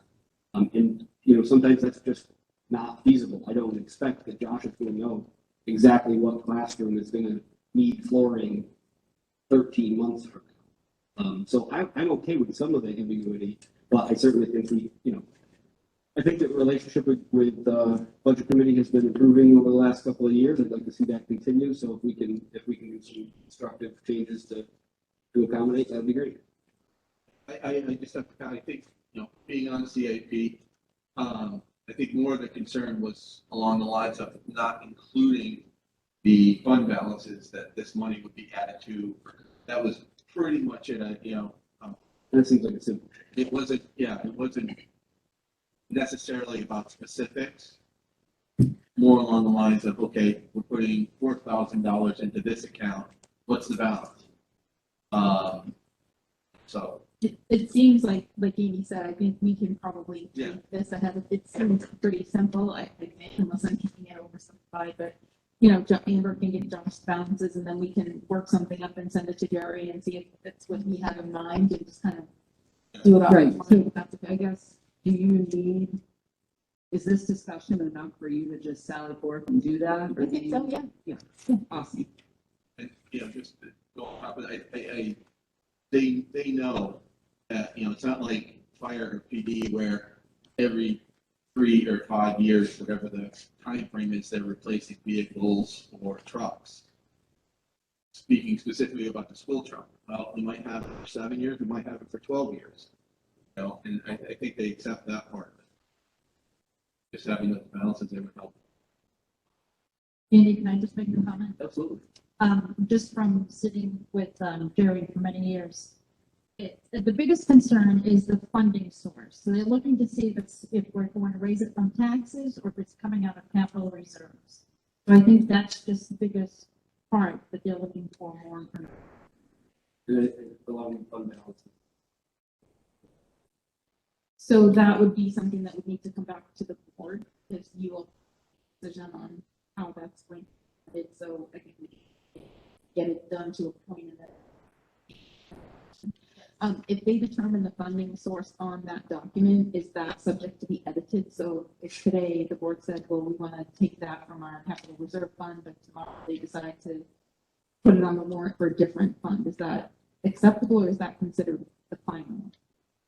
It's the final that goes to the CIP, but things do change. Okay. So if we take it out, just as an example, the town is going to do Main Street, you know, $1.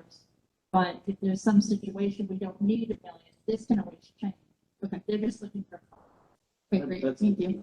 I mean, the thing that popped into my head was COVID, right? We had stuff that we planned on buying last year that we ended up buying COVID funds that nobody had any idea we were going to get. So as long as that's going to be a big deal. Cool. We got a little off trails there, but that's okay. That was productive. I like that. So that brings us to the last one, our principal report. Right. We will, let's go in sending order this one. From this mayor.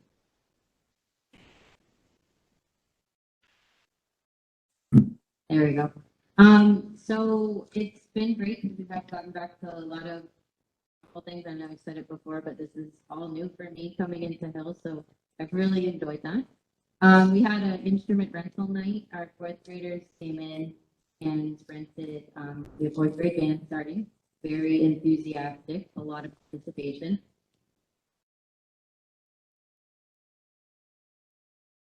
That keeps going.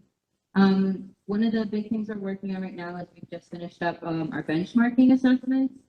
We call them our universal assessments. Takes a look at all the kids in for literacy and math, social emotional, anything like that. And then we're going to be working in data teams over the next week and a half to determine needs for students. One of the biggest things that we're looking at this year is what we call our student-centered learning model, which is really focusing in on the student, what their needs are, and how we can provide support. One thing I'm very excited about is I'm going too fast. We are really focusing on interventions and things that we can put in place to help support students, meet them where they're at, and kind of fill in some of those things that they need. Some of the things we've done with COVID is really getting, we have an OT, occupational therapist, under COVID that's providing general ed intervention. She's phenomenal. It's been great. She's working with kindergartners. We're going to move it up to first grade right now. We're currently looking for a speech and language pathologist under COVID as well to help with the needs that we're seeing. So can I just clarify when she says under COVID? Yeah. We have a grant for the relief fund, and some of the grant was about to, or they were encouraging us to use some of the grant to address student loss. So that's how we were able to extra staff. We could just find them higher. Yeah, and that's what we're looking for speech rate. So that's been really great. It's been one of the initiatives we've looked on for the student loss, learning loss, as they call it. Second grade is going on field trip to Polar Caves coming up on the 15th, which also happens to be our picture day. So just a couple of those fun things. They are scheduled to do pictures prior to leaving. We made sure that was on the schedule, and we tried to work out the schedule where all the kids get their pictures prior to recess, because that is also important. Because after recess, that requires a little combing of the hair. So that's kind of what's going on right now at the school.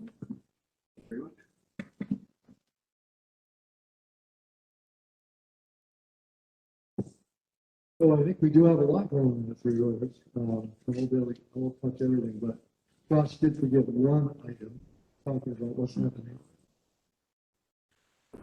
Yeah, this is, those of you that know, I've been waiting for this for a while. The fitness center is. It's not on site. We are this close to having it on site. Josh has been arm wrestling with a number of vendors. But we're excited we might have sighting very soon. First thing, it's going to get installed. But if you haven't seen the area, it really is coming in nice. Actually, the grass is growing, which is kind of remarkable for out there because it really. Once we get this thing going, it will be a really nice addition to our. All of our athletic events are going great. We have, I don't know how many runners, kids in cross country, something.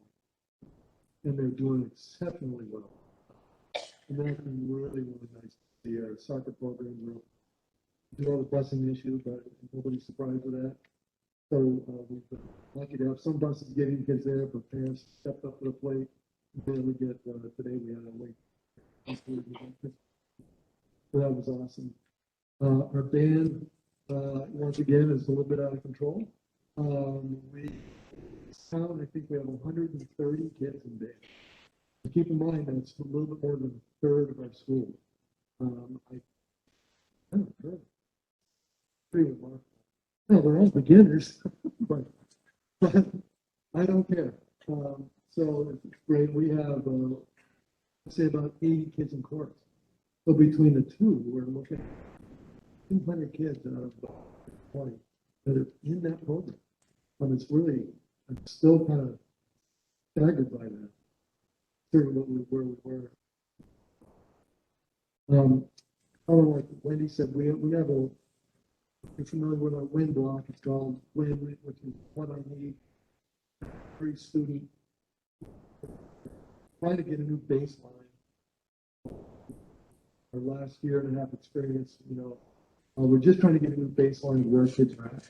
And so we're doing a number of assessments, and we call them interventions, but they're really just trying to get quick snippets of where kids are at, pre and post tests after some instruction. And we're going to keep laying that out until we feel like we've established a baseline that gives folks a starting point to where we really need to get. Awesome having kids in the building again. It's exhausting. I feel like the first couple of weeks I was walking around like a zombie because you forget, when you have all those kids in the building, what that feels like. But I see a lot of happy faces. I see a lot of kids that are enjoying themselves, and it's just really great to see. I really feel as though whatever normal is anymore, I'm really beginning to get there. All of our programs are up and running. I'm almost fully staffed. We have one more to go, and we'll be fully staffed, and most of that is frankly because of fingerprinting issues. It's just taking forever to get those folks, but we're waiting for one more, and we'll be completely staffed, which is really exciting. But overall, I'm very, very pleased with how the school's going. Everybody's hitting on all cylinders. Just spoke with Sanu, and they're bringing in starting Tuesday, they're teaching we have a professor that will teach a methods class in our school. So there's a small group of students that will come in, and they get, the professor teaches them a few things, and they go out and actually observe and work with some of our staff and come back and go over what they learned and all that stuff. I've been very involved over the last few years, and we're excited to bring that back to our school. I think it's great to have higher education there. It's great to frankly show off what we do, and hopefully, pay back to some of these kids that are getting into education. I think that's about it, but it's just awesome seeing it. You just can't imagine the difference. And once we get the buses going on track, we'll be okay. We're still getting a couple late buses, but my understanding is we have some drivers almost ready to come on board, so that will really start easing that. So thank everybody for the patience for the long lines and the more. Hopefully we're getting closer to having all the buses, but a few more. Thank you. Okay, Braden did a nice job describing our homecoming events. Thank you, Braden. We have a PD day, professional development day this Friday. All of the administrators in the SAU 2-day training this summer on classroom. And we are using faculty meeting this week, going into our professional development following day classroom with our staff. And it actually works out, the model works really well because there's a heavy emphasis on social emotion. It's something that, as we're going through this COVID experience, is going to be useful for all of us, and certainly did students. Then next week we have 100 juniors who are taking the SATs. So we're offering that. And then on Monday the 18th, we have the summer reading program, and every year we also choose a community book. This year's book was written by Ty Gagne, who's a local author. It's called Where You'll Find Me, which is about really a tragedy that takes place in the White Mountains. Someone who is winter hiking, terrible conditions. And actually, a number of us have seen that presentation by Mr. Gagne, and it's really engaging. And I'm here on the 18th to do that presentation for our students. And then he's going to spend the afternoon period meeting with one of our senior English classes, process of publishing a book. He's written 2, and he's a really accessible and down-to-earth local author. So. Awesome, thank you. I'm halfway through that book right now. Very good. Okay, questions for any of our principals? Ms. Morse, can you go over the information? We still have parents looking for the yearbook 2021. Mhm. We have a status on that? So I do. We delayed the publication of that. It was traditionally given out at the end of the year, but many of our in-person events occurred at the end of the year. So in order to kind of capture those without them being a supplement, we wanted to push back the publication so that those could be in proper. And so that meant that the yearbook was going to be published and hopefully delivered during the summer. That didn't happen. There were delays in that process. And we're supposed to get an email this week from the publisher saying that they are being delivered with a delivery date. It should be hopefully next week. When that happens, our yearbook advisor, Mrs. Quinnell, said that she's going to, we have a one call now group of all of the parent emails for every student who ordered a yearbook last year. And there will be a one call now that will go out with information on how. So certainly delays, but it looks like that's going to end. Thank you. You're welcome. Okay. I did have a second question.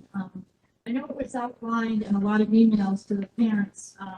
Can you go over what homecoming is going to look like? Because I know it is drastically different. I know we do have the bonfire after the football game. Yep.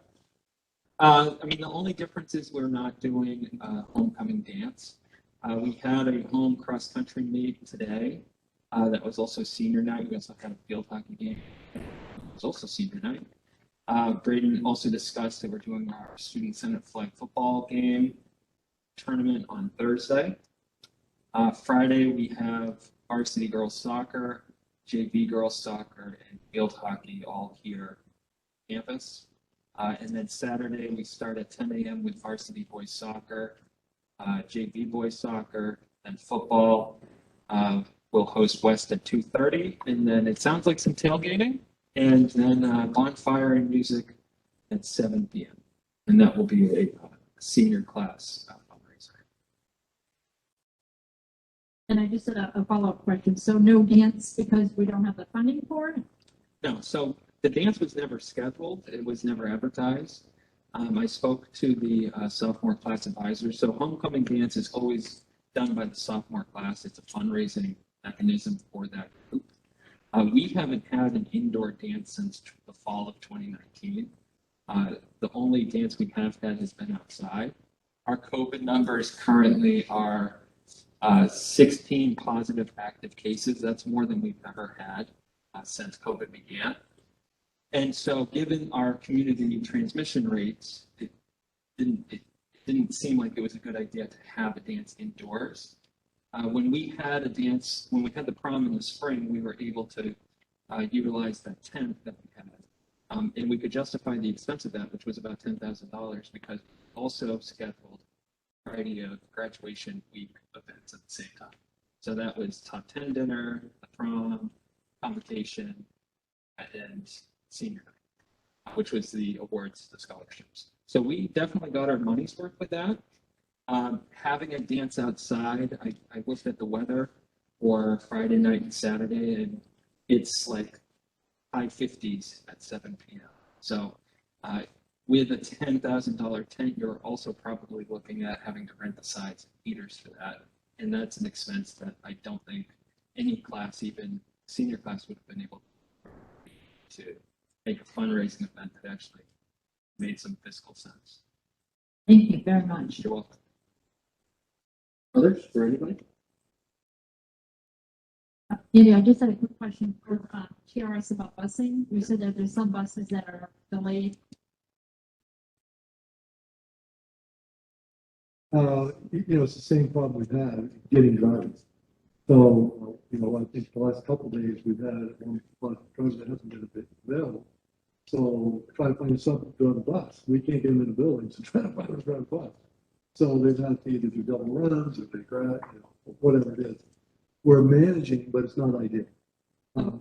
So I think it was yesterday, the bus had grabbed some of our kids, they went back out, came back, grabbed another a dozen or so and done home. We've had some a little bit late in the morning, we're not crazy late, but late enough that it's, we're up and moving. So we're hopeful that there's more bus drivers coming. That's all we can hope for, but we're functioning. It's just, we've been trying to get an athletic bus. It's just real show. Thank you.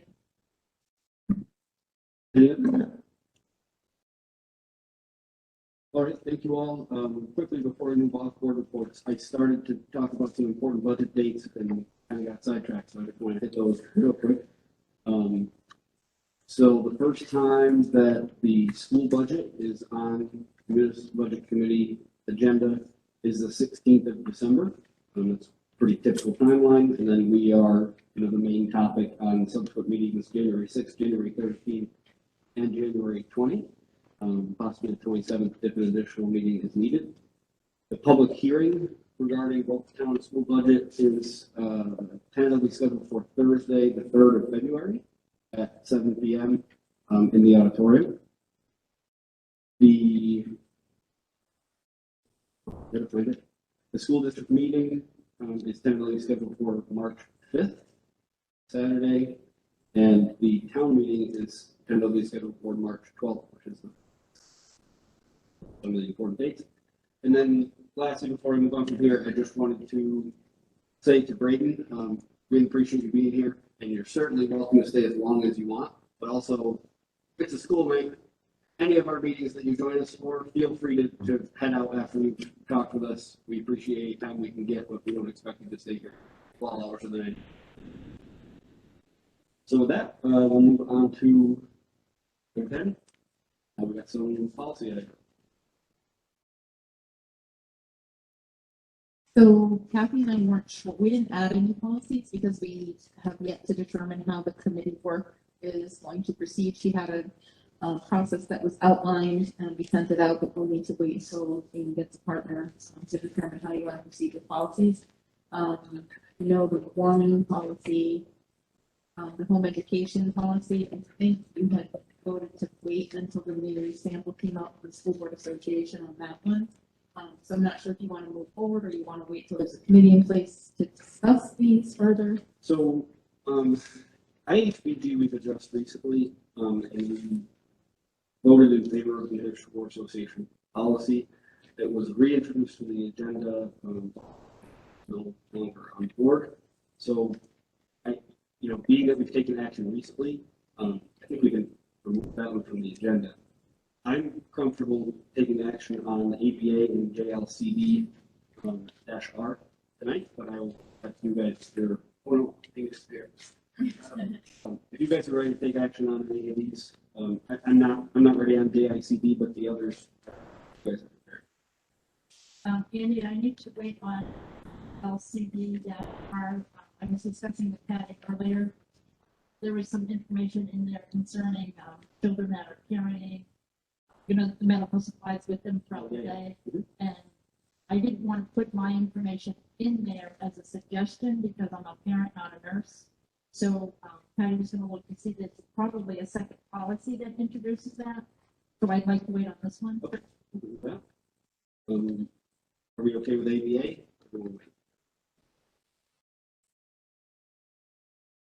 Good on ABA. That's a motion. Motion to approve policy ABA volunteer development. I'll second. All right, any discussion on that one?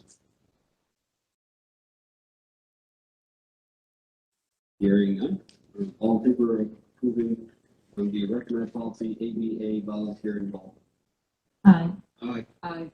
Opposed? And abstentions? Okay, I think that's it. For now, let's move on to the next page. Policy, so we'll move on. We have another public comment section. Sorry. Oh, yeah. Yes, thank you. So we laid out our timeline. Our timeline was pretty quick. ERA is November 12th, right? But I think we can wait. I think we can wait. November. Right. So we'll wait, until at least the 19th. Depending on how that meeting on the 19th goes, and if we want somebody early and we've got some time to work, we can possibly take it up right then. If that person's not comfortable and wants some more information, we can always put it off until the next time, but I think we're okay. Thank you for listening. Okay, so number 11, second public comment section, same rules as before, 3 minutes each, 15 minutes total. Please remember to address the board. Okay, so if there's anybody that wants to make a comment, the mic is open. Oh, please remember, name and town. Good evening, everyone. My name's Yeah, you got it. Thanks, Scott.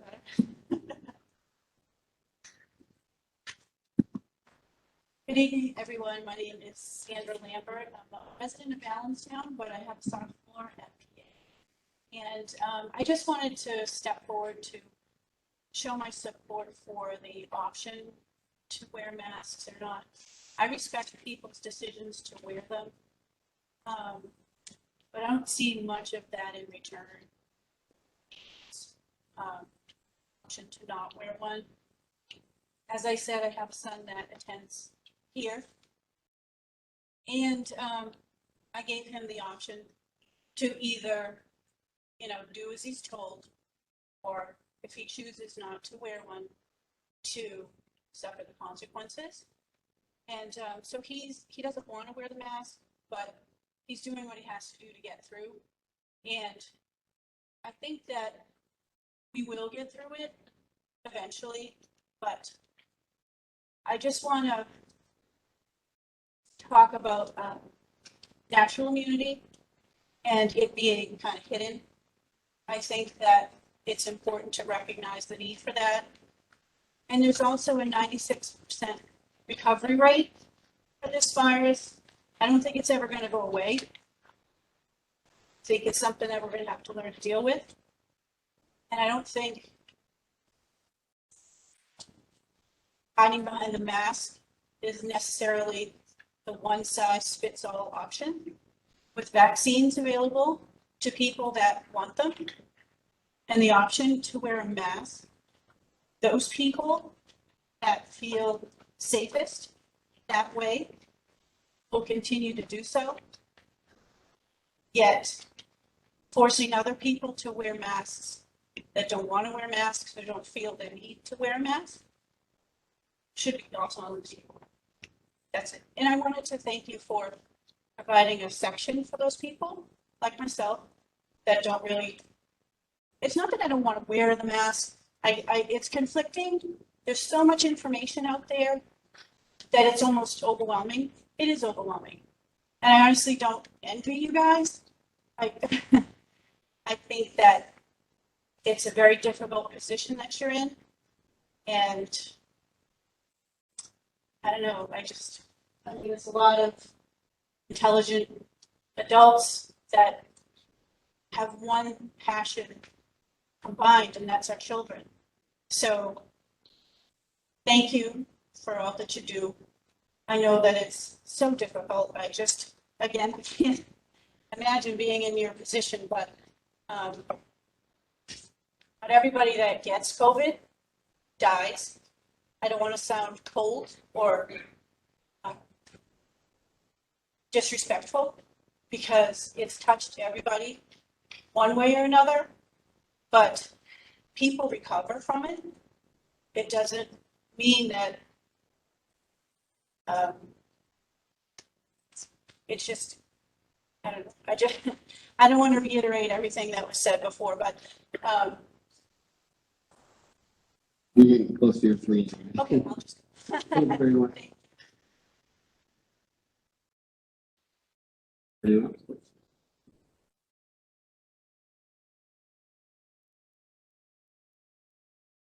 Hi, Jody Moore, Allenstown resident, and I have a PA student here.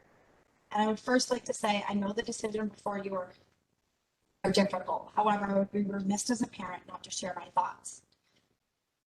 It was stated earlier in this meeting that you based your universal mask mandate decision on state numbers. Currently, New Hampshire numbers are just over 3,400. New Hampshire's population is 1.36 million. So if 3,400 cases is considered high at 0.25%, what is considered moderate or low risk? PA's current number is 16, which is 1.8% of the student body population. Let's think about that for a moment. Just for comparison purposes, let's think about this. Although a sad comparison, one to surely consider. Fox News reported on 10/1 of 2021 that 300 children died by gunshot in Chicago in 2021, while 214 children have died nationwide from COVID-19 since the start of this pandemic.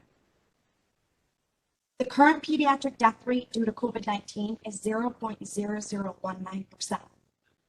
I think as a community, we need to look at the social and emotional impacts of universal masking.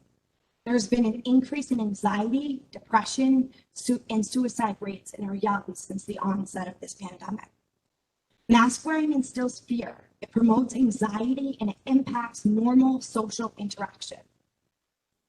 I would like you to consider changing the mask mandate at the high school level. These children have had the option of vaccine for over 6 months. Parents and students have had vaccine readily available and have for some time. If any parent is sending their high schooler to school, they are assuming the potential risk of contracting COVID-19 or any other illness for that matter. This is no different from any other school year during a typical flu season, for example. I would like to ask you to consider surveying high schoolers, getting their feedback regarding this very topic. After all, one of the goals of high school is to prepare the students for adulthood and to teach them to advocate for themselves. Again, for comparison purposes, you allow your child to play football. You as a parent know injury can occur. However, you make that informed decision to allow your children to play a sport they love. Why shouldn't our high school students be allowed to have a normal, pre-COVID educational experience? Mass choice allows you as a parent to make an informed decision that you see fit as your family, for your child and for your family. Thank you.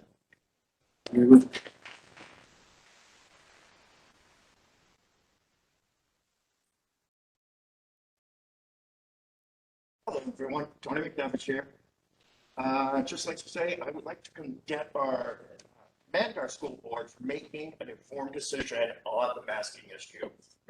I hope the board continues to listen to the experts and disregard the misinformation and theatrics that our previous speakers who are in opposition to masking in the school.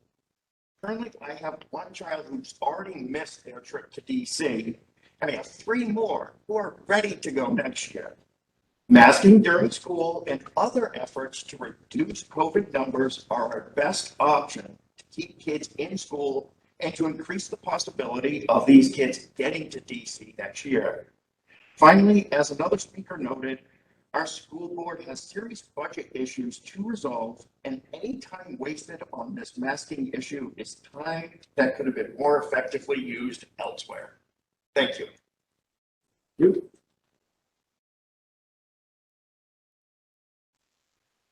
Hello, my name is Eliza Fisher, and I am a resident of Pembroke.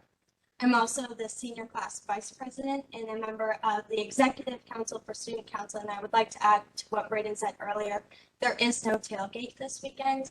It is just the game and the bonfire. I've been competing and learning about public speaking for the past 5 or 6 years of my life. I am a student and a teacher. I see everything that goes on. I'm a dance teacher. I teach children mainly ages 6 to 11. So I know how I'm affected and I know how children are affected. Each day I come into school and I have this restriction on my face that I know I don't agree with. And it obstructs my learning every single day. The beginning of the school year, the first week, I was connected to my teachers and I was connected to my classmates, and every day since then, I have not felt that way. I've been a very well-rounded student my entire high school and learning career, and because of COVID and because of the restrictions that you have put on me and you don't know what I go through every day, I have started to slip, and I'm still doing my best every day. I've been sitting here all night waiting to speak and still have to go home and finish homework and a project. I respect people's decisions, whether it's to wear a mask or not. My choice would be to not to because I know it's the best learning decision for me. You shouldn't be able to choose what's the best learning decision for me because your job is to make sure that I can learn to the best of my ability because I am our future. I would respect your decision to let us make our own. Thank you.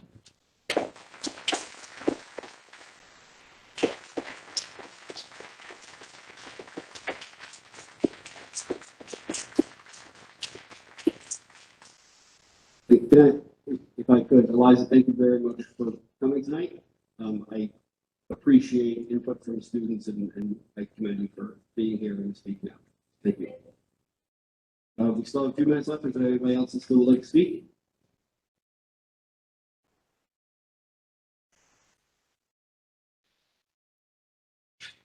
Hi, thanks for letting us speak tonight. This is Mark Dumont, Donna Drive, Pembroke, New Hampshire. First, I'd like to say for how dangerous this is for the children. Just to simplify things, before COVID, we lived under, if you want liberty, you have to assume risk. Are we under more risk? Are the children under more risk with COVID right now? We have 0 children dead in New Hampshire.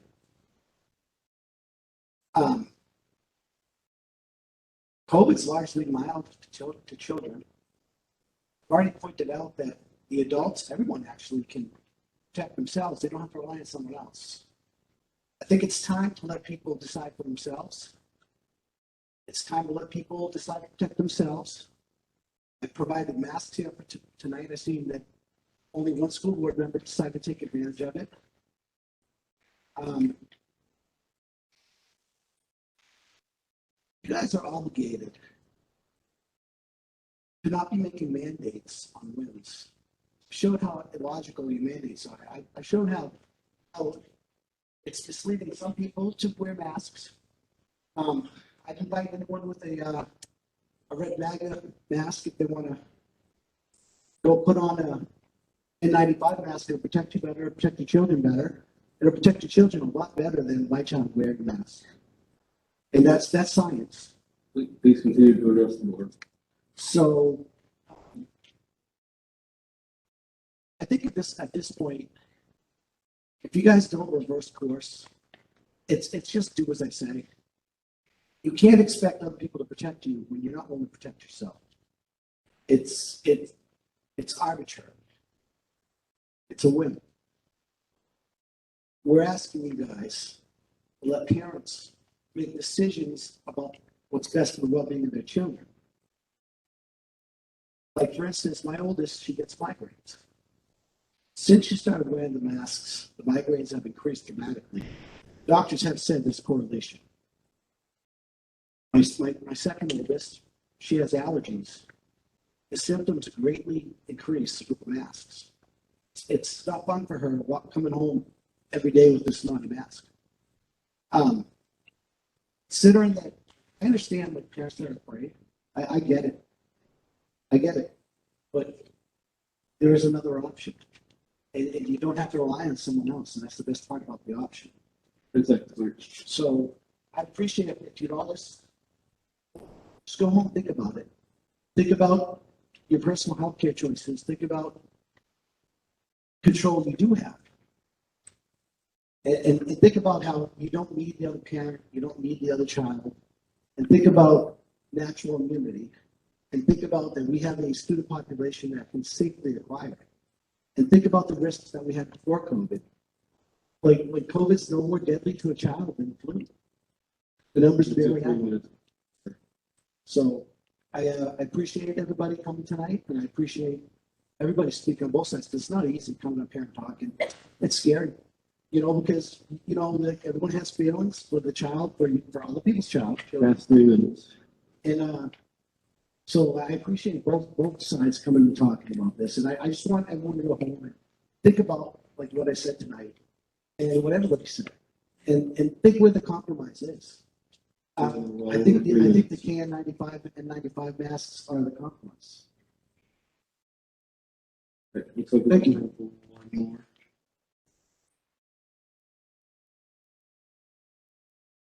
Good evening. My name is Kristen Doyle, and I'm at Center Road. Can you get closer? Kristen Doyle, Center Road. I wanted to thank you, members of the board. I am a parent of 3 children under the age of 12 that cannot get vaccinated yet, and they are safer in their classrooms because they are masked, and so are their classmates. So I want to thank you for that. And if I could try to take off my parent hat for a moment and put on my teacher hat to try to give Ms. Manzelli some context about the classroom and live streaming in the classroom. I am a teacher at Pembroke Academy. I teach U.S. history, psychology, sociology, and advanced placement European history. Trying to live stream to my classes last year was really difficult. I did it, but it was really tough. I had to sit in front of a camera, not move around the room, not be able to interact with my students in a more personalized manner. And I had to forego a lot of really strong activities that the kids could do because I had to stay in one spot. And the kids missed out on quite a bit. It can be done, but it's not the same as the classroom experience. I have had a few students that have had to be remote, that have asked if they could live stream in, and I did grant them that, and it worked. But for a long term, it would be too difficult, I think, for us to be able to continue to do that on a long-term basis.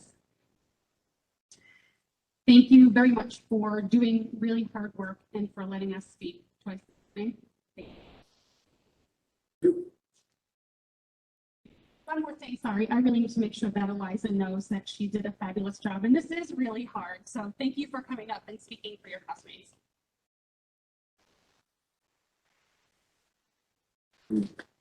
Not quite at 15. If there's anybody else that can squeeze one more. Great, we will move on. Next is informational items. One thing we have is a quick update on the current numbers that are in. So I put in the packet on September 28th as requested a week in advance. Did the matrix with the numbers, but I always say every meeting change there. So this evening, according to the CBC formula, the Pembroke data is in a substantial level of transmission. Information from Merrimack County is substantial. Active cases in Pembroke are yesterday. Hill School 0, Pembroke Academy 14, and the percent of fully vaccinated went up a tiny bit to 52.9. And the area districts that you requested information on, Allentown was 22, Chichester was 14, and Epsom was 25. Thank you. Any questions around that? Go ahead. I just have a question. When we're looking at the area districts, the front page, Allentown, Chichester, Epsom, would we be able to get, if any of those students that are coming to PA are either We can't break it out that low. We're trying to be really careful about identifying students, and if we, if there were 14 at PA and we said 13 of them are for Allenstown, or only 1 is from Allenstown, that would narrow. It would be pretty identifiable. So are we saying the Pembroke Academy of the 14 that are coming here, we don't know if it's just Pembroke children or?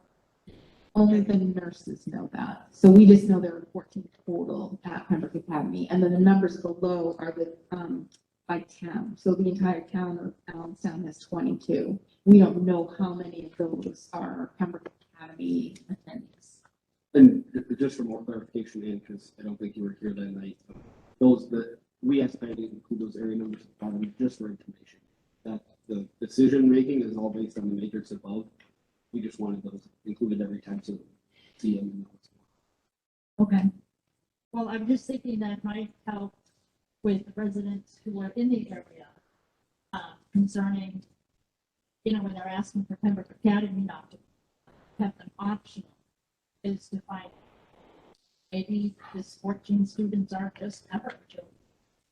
Other districts, districts are asking us for us to have an option mask mandate Pembroke Academy. Any other questions or discussion around numbers?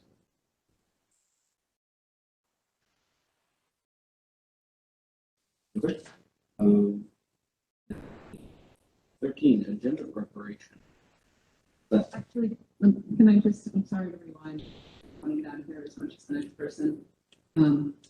But we were supposed to get a recommendation from, well, we just back a second. So I can, heartened by the national headlines that case numbers are coming down.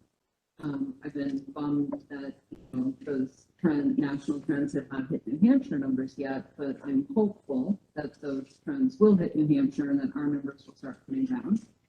And therefore, I am hopeful that one of these meetings, these little blue highlights on our matrix are going to move over to the moderate column, and therefore we might be moving out of universal masking sometime. So that triggers the part of the conversation we had where the nurses were going to make a recommendation to us about, limited, when we didn't have universal masking, limited circumstances where they were going to nonetheless say, well, here's a limited circumstance where this group of kids ought to be masked for reason X or reason Y or reason Z. So I'd like to make sure we have that in place before we hit the end of universal masking. I think some of that is spelled out by HHS, right? There's a cluster, things like that. Yeah, we can put something more comprehensive. The nurses weren't able to join us at our last administrative meeting, but at the next one, I'll try to see if they can make it. And I'm not suggesting that they need to if they look at the DHS toolkit, which was very new at the time we're having this. Yeah, if it is also near enough for us, then that can be their recommendation. And I think the other thing, I think we asked the nurses for, remember, is a recommendation on sort of a delay, so if the numbers drop, it's not like the next day we're going to change our stance either way and see some sustained, and I think there was discussion with them. But if they can give us an idea what they're thinking, that would be great. Okay. I just have one more comment. From what the residents are looking at and from what I'm looking at is that even though we have these children all masked, the numbers are still going up. So how is the mask helping? It's confusing. That's why I think the residents are really asking a option. Yeah, I mean, all I can do is really reiterate, we talked about this in length when we voted on it, but from my personal perspective, I am not going to presume to be able to choose the right science, the right studies, the right anything. My decision-making comes from looking at the people that get paid to do this, and for me, that's the CDC, the American Academy of Pediatrics, and the DHHS. They, with the current numbers, I mean, DHHS has set forth the matrix that we're using. With the current numbers, DHHS agrees that we should be in universal masking. The CDC and the AAP have said that from the beginning, regardless of numbers. And so, unless I have some concrete evidence that those three organizations have some ulterior motive, my inclination is to follow what they say, because I am not a scientist. And so I think that's generally the decision that we've made, is that we're going to follow the DHHS recommendation, which is, of the three, is the loosest and the most sort of adaptive, I suppose. Again, the other two have said masking should be universal regardless, and things else. So, I mean, I certainly don't want to speak for anybody else, but I've said that publicly a number of times, and that's where my decision-making process comes from. I I would not feel comfortable publicly stating that I know better than those three organizations. And I'll just add that I concur with what you said, and I also think it's a case of, this weekend, I was working on a patio project with my husband, laying a bunch of stone, and definitely hurt my body and needed to take some ibuprofen. My body still hurt anyway. And so I was presented with the question of like, well, if I didn't take the ibuprofen, I wonder how much more it would have hurt. And so it's like, if there weren't the masks, we'll just never know. It might have been even more. Just because cases are going up doesn't necessarily mean masks aren't working.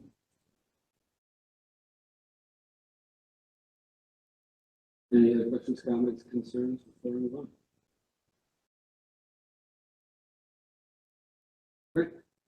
I'm assuming 13 is what we're working on. Yeah, I think we had kind of put it on there as a reminder too, that we were gonna look at gender changes, but at this point, settled on the work session every other time. So I can take it off unless you want to look at your typical. No, I think that's good moving forward. I think it's going to be even more important as we move into budget season. I think we've noted a couple of things, Sandy captured them tonight, that we want next time the appointment to work on as well. So, but and just to clarify, that will be our normal 2 weeks from now meeting. Will be a work session. Meeting next week won't affect that.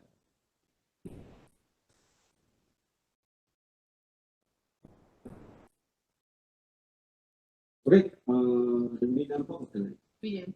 Okay, then board has reason to go to non-public session in New Hampshire RSA 91-A:3. Number 2, B and C. Small letter B, which is the hiring of a public employee, and C, which is matters which if discussed in public would likely affect adversely the reputation of any person other than a board member. All in favor of entering non-public at 8 p.m. Aye. Opposed? Abstentions? Great. Then we have to do roll call.